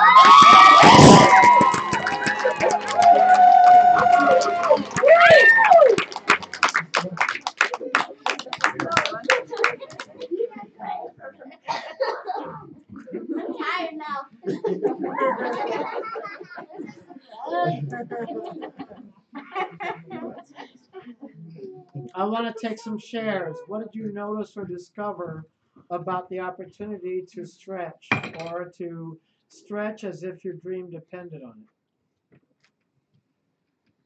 it? So one thing I absolutely admire about her is just her willingness to jump in. She has no fear. She doesn't care what people think. She Yes. just goes at it, and I admire Yes. her intensely for that. Yes. I live vicariously through her for that. That's great. Acknowledge. I was originally going to do it as a participant because I'm kind of shy in front of people, believe it or not. But I kind of stepped it up a little bit. I stretched and I went to go get her. Hopefully next time I'll go as leader. Yeah. And so what was it like to stretch? A little nerve-wracking. I mean, Yeah. But when I saw everybody else doing it, kind of gave me the courage to Yes. Step me out of the box. Good. And how did it feel to give yourself that kind of gift? I felt a little vulnerable, but it felt good. Yes. I want to make a point here because at this moment, see, I know when any of you are being authentic. You know how I know? Because human beings are like puppy dogs. You all have these little invisible tails. And when somebody does something you like, your tail goes bananas. When they turn you off, your tail goes, I want you to notice that while he was talking, all your tails were wagging. Why? Because he was doing two things that are most attractive about human beings. He was being vulnerable and visible. You want a lot of people to play with you? Be vulnerable and visible. That's what's most appealing and attractive about human beings. And you were doing both, and everybody was eating you up with a spoon. Acknowledge. Any other shares? I gotta say, I've done this class a couple of times, and I remember the first time I did it to now, and it's like 180. Night and day. Yeah, I'm not fearful anymore. Yeah. And I actually raised it up, the volume a lot. Yeah. So it's totally different. Surprised, though. Yeah. Because before I was very self-conscious, but now I'm yeah. But, Yes. Yes. You know what's great about stretching is that it's like a rubber band. If you keep letting yourself stretch, you can't go back to where you were. Your vibration has changed. Your life has changed. You have to, by law, attract things which match the new vibration. Very true. Incredibly good news. Higher ground is more fun. Yeah. Maybe I'm missing the whole point. Because I like. Those are tails wagging. Those are wagging tails. No, it is literally, and I like to think of myself as a thinker and a feeler. Yeah. And I am unable to connect the idea of volume being a measure of much of anything other than decibels. It's literally scientific. Did you have people who yelled in your family? I'm sure. Oh yeah, there was yelling.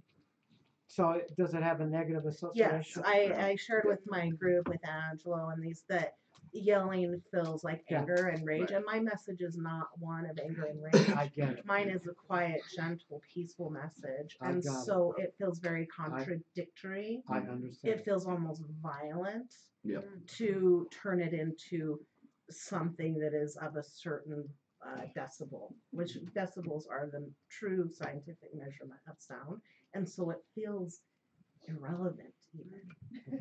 My message is my message, whether I whisper it, whether I am mute, or whether I can scream from the top of my lungs from the highest peak into a megaphone and project it in a way that it vibrates around the world. The message can never be more clear in my mind and heart. I understand completely. Okay. Now, let me help you connect the dots. So the negative association puts it so that anytime volume is used, it goes to the negative association. And it isn't that way all the time. In other words, it doesn't necessarily mean that. Volume. I'm attaching a meaning to the Yes. volume based on past, which is it's all I'm able to do sometimes, right? Is Right. experience. I'm not right here, right now. I'm experiencing a Right. past. I'm experiencing this all through Right. a paradigm. So then the possibility is, what if volume can mean both the negative that you don't want Yeah. and the positive that you do want? Yeah. What if it does? What if? Yeah. No, I totally get it. I see, and as I play it around in my mind, as if your life and dream depended on it, did I really demonstrate through my attempt to reach a certain volume, because that was the exercise? Did I demonstrate my absolute capability? Did I max myself out? Yes. Did I give it everything Yes. that I had as if my life depended on it? Right. And I did not. Right. Because it doesn't connect. It doesn't Right. mean there's not value. And you can Right. see I am not a shy So person, let me show nor you. am I a quiet person. Let me show you a possibility. Okay. So if when it's not the negative, if volume is actually a vehicle to get what you do To want, project the message, not Right. to right? Because you have a bring really the hammer down. beautiful message, Thank you. right? I So do. and here's a good example, Tina. In the early days of the awakening, I would have, because people are doing a declaration that they got out of their breakthrough, and they like to do it loud Yeah. and powerfully, Yeah. because they know it's going to anchor in their breakthrough. Yeah. And so sometimes they would have contests with each other, like they did in front of the room, right? Yeah. And then sometimes they would challenge me. I want to do it. I want to see if I can do better than you, Garrett, right? Yeah. And nobody could touch me. Okay. Like there was one kid who was an indigo child, Steve. I can't remember his name. Steve Brown. Okay. And he could match me. Okay. Okay. But that's because after you get to be powerful enough, after you get your voice back enough. Yeah. See, right now, if I was to compete with somebody in this room, okay, my whisper would be louder than their volume. Yes. You understand? Yes. It's not I do. about volume. Volume is just a vehicle for full self-expression.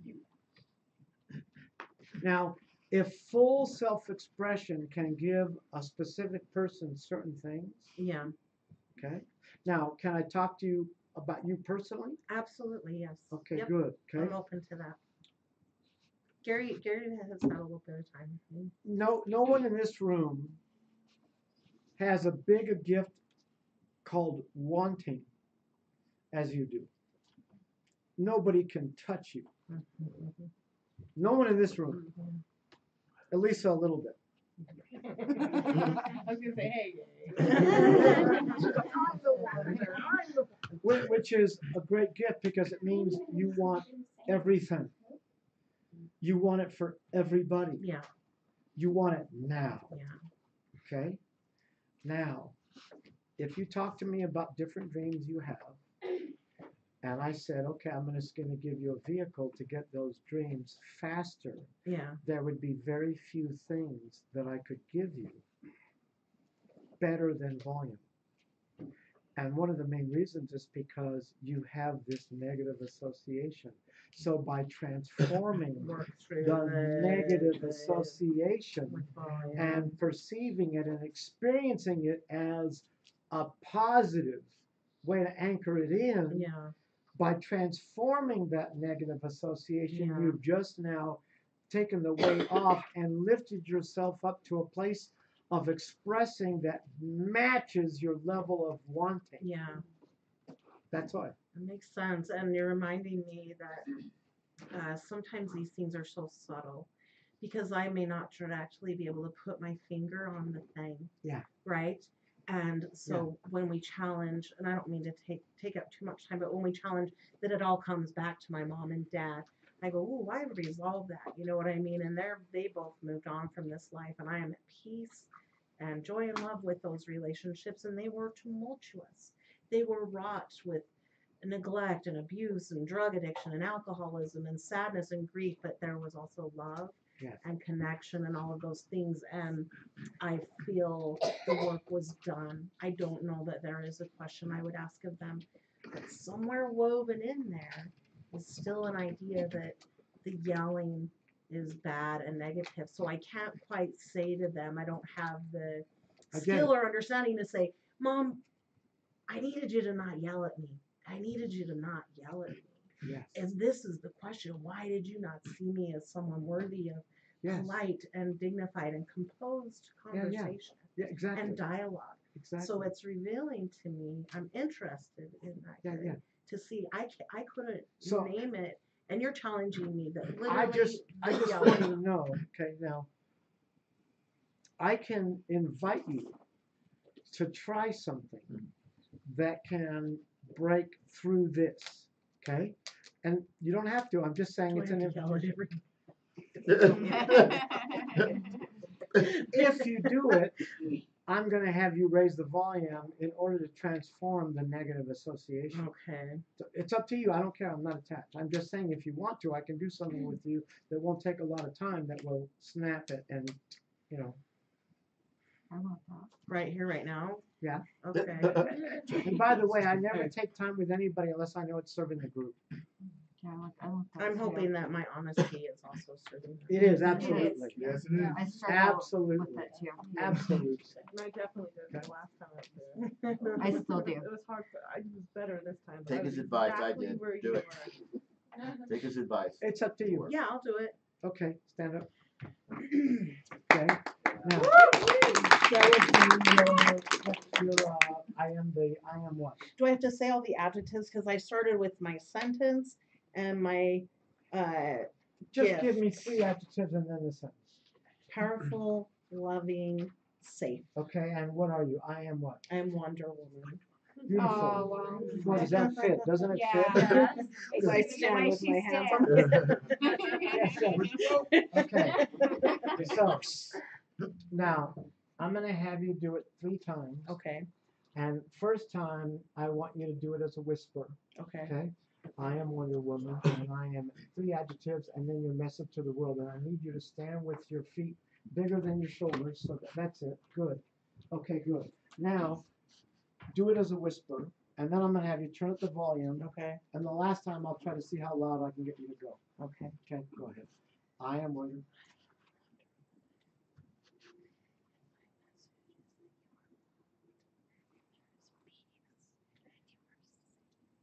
Beautiful. Beautiful. You guys felt that, didn't you? Yeah. Yeah, you got through today. Good job. Okay, now this time, do it loud. Okay? I am Wonder Woman, and my message to each and every one of you is that you are loved, you are safe, there is peace. Am I changing my message? Now notice, close your eyes. Now notice that you actually felt it more. Maybe a little more. Yes, a little more. It's hard to measure such Yeah, I just wanted to know it was obvious to all of us that you were more touched, more moved, more inspired as you turned up the volume. Okay. Okay, good. Okay. Now, I want you to yell it as loud as you can. Okay. But remember, with your message, yeah, if it's easier, you can do it with your eyes closed. Okay. Okay. But Thanks, I want you to just spread your feet again. Okay. Okay, good. And see if you can do that beautiful, beautiful message. Can I cover my face? Yes. Yes. Okay. Just you want to get as loud as you can. I am Wonder Woman! There is peace! You are safe! You are loved! Keep your eyes closed. Feel it. Just feel it. Breathe it in. Now just notice what touches your heart. My heart's racing. Yes. I feel a little more lit up. Yes. I got some What touches your stuff heart? flowing through me. What makes your heart sing about this feeling? really that. Feel it. Feel it. That's it. Right there. Feel it. Feel it. Yes. That is such a beautiful message. Such a beautiful message. And it's true. Yes. It's true about you. You are that message. Now you can whisper it again, say it again. I am. You guys haven't had enough of me yet. No. They're going to keep you till midnight. What are you doing next week? Say it again. I am Wonder Woman. Feel it. I am. Wonder Woman. Yes. And I am. And my message is. And my message is that you are loved, you are safe, there is peace. Beautiful. Now, I want you to put your arms in front of you. That's it. Like that. Good.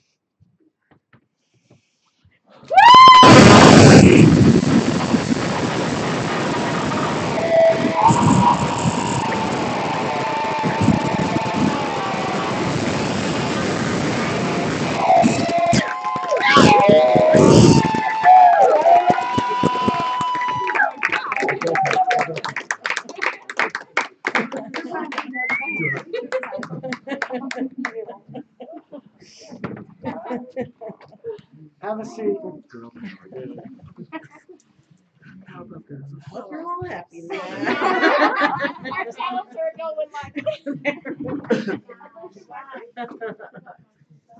So I had a comment about this experience.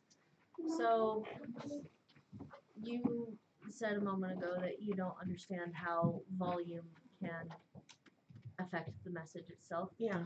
I think volume, mentally, a game is played where volume adds conviction to our statement. So you experience pure conviction in a way that you haven't been able to before. And I think doing volume adds to that. Yeah. And sometimes that is scary because. Well, and there's a vibration to it, right? There's literally a movement happening that is weaker, stronger. The way I know that what you're saying is true is because when I gave you the opportunity to acknowledge it, you guys leapt to your feet, you know what I mean? Talk about tails wagging. Jeez. Thank you, acknowledge. I need to make a couple of announcements before I let you go, okay? First of all, if you haven't signed up to be the 2 or 3 people that can do a soul reading with me tonight, you want to let Michelle know as soon as we break so that we know how to do it. I'm going to go to Applebee's one more time, then we'll go to someplace different tomorrow or Saturday. No, yeah, that's right. I'm only going to do the soul readings tonight and tomorrow night. Tomorrow, what time does the class start?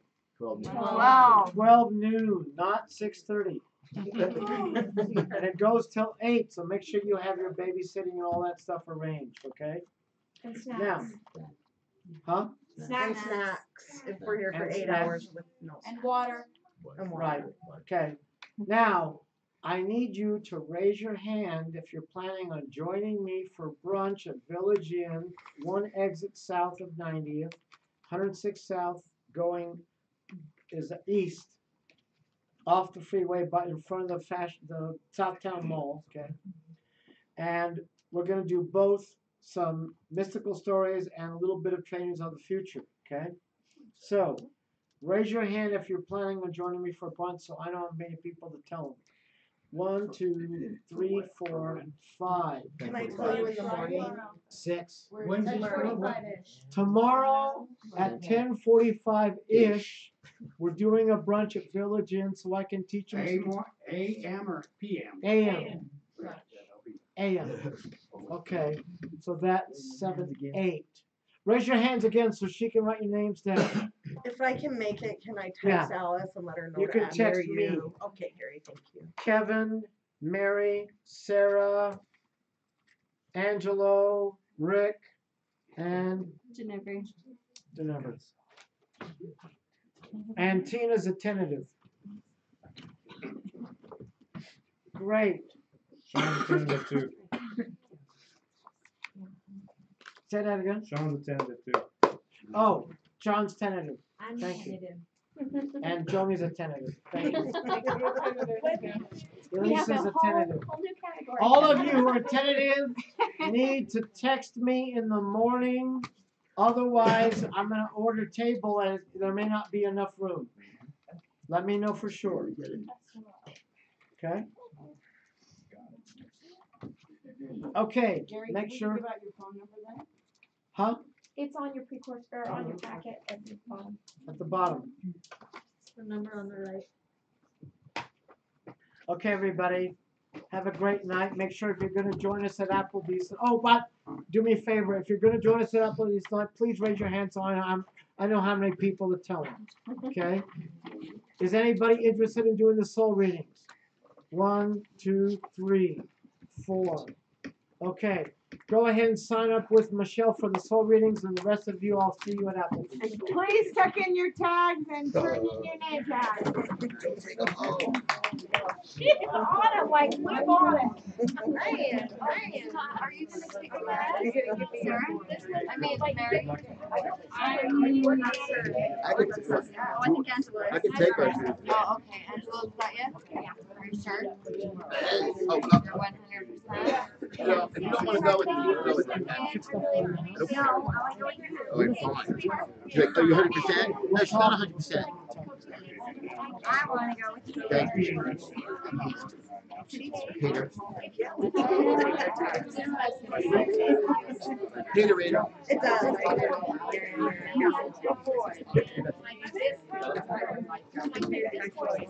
If you're going to Applebee's, you need to leave right away because they won't let you in after 11.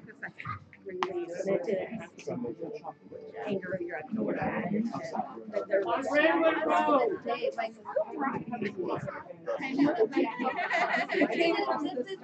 came from out of the and I came from Fury. I felt like it was really intense, right? Like really scary, right?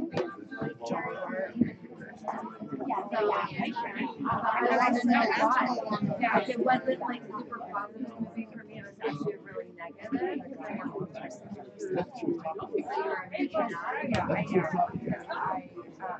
So maybe that I kind of check it with our higher self. That like really scary, intense, really. I struggle with going, Maybe they're more. it was in your face. It was in your face.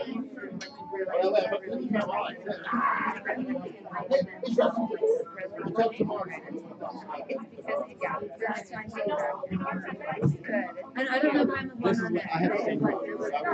I see the truth when you bring this up. I do. If you're going to Applebee's, leave right away. She told me to do it. Right? I stink.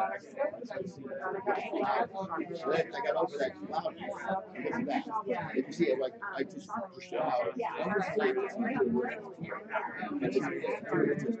Switch it over to it. You're singing, and it's positive. I put the radio on. Put the radio on.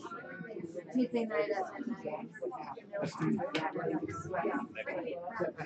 then I fly back to the Wednesday. It's apparently. Thanks for calling. No, because I wanted to go. I'm just on my TV. You need to talk to me about the money that's gonna happen tomorrow. Money, so I'm still waiting for my lawyer to check. I got to check. It's okay. Which was the, It's just like.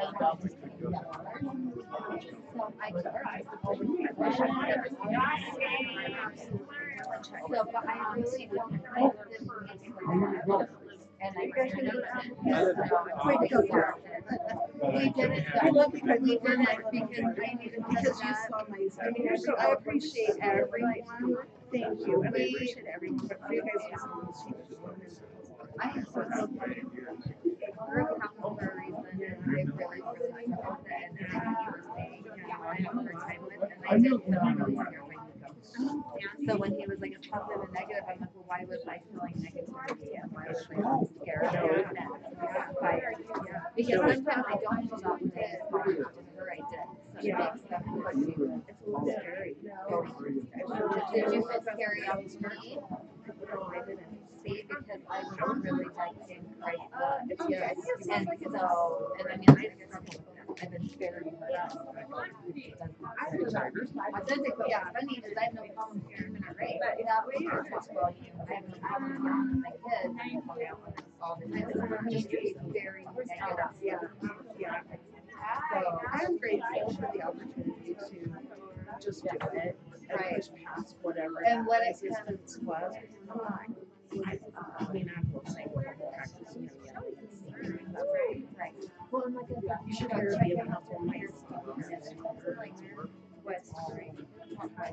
Right. So, and what I'm trying to do with it is using top volume for positivity because I use so much for negative. Hey, everybody pay attention to me. Let me raise my voice about you. Or I'm so happy. Right? I'm so angry. I have no problem being like, but when it comes to something like this, like, oh, I'm here. That like that was where I did feel like you're way too sorry. And he said it's like I'm not picking you up as you're upset. You're projecting because there wasn't some truth for you. I saw you're for myself as I was taking my whole I'm not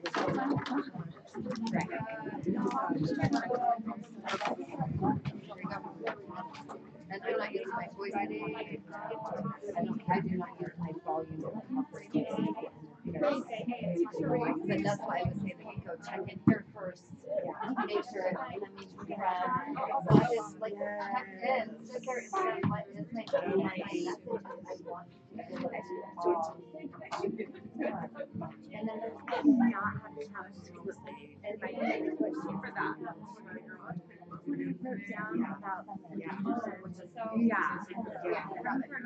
and my question for that. That's why when he came, I was like, I'm not doing that. Yeah. I'm like over here falling and stuff. That's my daughter. Oh, that hit you? Yeah. I really like her. Yeah, I like her.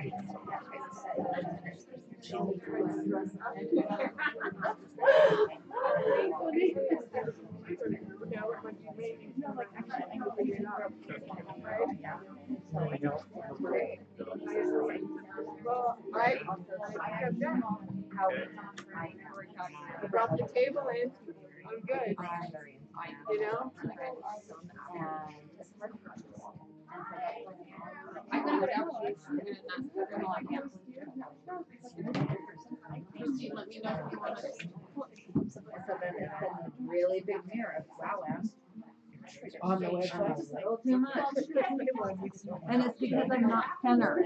Because I'm not too much when I'm centered. When I'm centered, I'm No, and I see like how you talk about the clarity of your work and having the wellness center, and even though it's intense, it's super easy to take in. It's not very, yeah. But when I'm intense, And I need to that do is that intense. yeah. Like that's everybody's like, my two best friends are like, hey, stop talking about that. I hope I'm not being I won't even know if that check comes because it was due at noon, but I really think you have to set it up. I'll make sure it's Because set last up. time I told you I was going to do credit card. But you know what? I have Please look at there, let it ride. I have his no credit card. So if we need to do it tomorrow, we can. I gotta get home. Or otherwise, honestly, it's really just. We're gonna stay down there. It would just. Should I check her? No. Yes. Because it just has to be done by the 15th, right? And Tina and I do you still have stuff to do? So proud of you. Are you ready, or do Well, you have I to do noticed stuff? that I'm the two almost ready people to that I had promised me. Okay, I'm gonna go all pee, and I'm day gonna start my car so we're not flipping. laid down on me. Oh, is she coming too? And Yeah, I part of it was because it was free. So I've noticed that for a while. And so I had a couple of other people. Nico. I know. Surprise for my kids. I love you. I didn't give them was just- anything for no. Valentine's Day. Come gotta throw some candy under their pillow. Okay, so it's so cute. Now it all makes sense, doesn't it? It all makes sense. And I laugh so hard because I feel like my energy, like I could feel this. And I'm going, I look at you how and does I'm this happen? She's so mean. I love me. I love me. I'm so freaking awesome. So the comments that you say, I'm like, jumping to me. I'm like, am I talking? I know, exactly. It's like, yeah, I know, I just said that. And now it's funny because it makes sense. Just look at each other and say, let's just go. Come on, yes, let's go. Yes, let's go. Oh, great, love you. Have a great night, honey. you Take too, that home to your sweetie. kids. Are there any more cupcakes or anything? Well, I just No. put a cover off on them and they're Okay. just leaving it there for tomorrow. Oh, I you feel look amazing in complete. orange. Wow. This is my color. Oh, are we ready to go? This is my color. I like that belt I too. love, Thank you. I love that he's like, let me, Thank you so much. that he trusted I it love to you, be, son. Love you too. because at first I had to do it for free, you know what I mean? I had to do that, I had to experience just giving it. Yeah, my whole life is changing this workshop, I don't know what's going on, but it's cool. Called leveling up, girl. Really? I want It's called Nation. I want to make sure that Char gets her artwork back, but I won't be here until later tomorrow to make sure that happens. You can just put it right there, right here. Yeah. Oh, I gotta do music tomorrow, huh? Maybe I'll see if Dennis will show me. Oh my gosh. Did you do it again? Honey, did you? My coat. You are funny. Sweetheart? But I forget your I don't want my garbage, but thank you. Well, I do want my notes. So well, thank you for not throwing my notes away. So I can you copy that for me? I can ask Dennis to do. Just leave Oh, it I in thought there you for said now. you did it on the other day. Just leave I it. just, no. Oh, you just plugged it in and he did it? Okay. Well, I'll just do it tomorrow. Oh, I gotta turn off the. Music. I don't know if I've ever cried that hard in a visualization. Once it started, like once when he said like your message and how the best parts of your life and the worst parts of your life revolve around that. I burst into tears. I don't think I've ever cried that hard. I'm like, It's a body learning. it is. And it was crazy because my message has never been that. But there's been something that I haven't been able to let go of in order to let the light in. Whew. Tense. Gonna go outside in that cold. Stop street.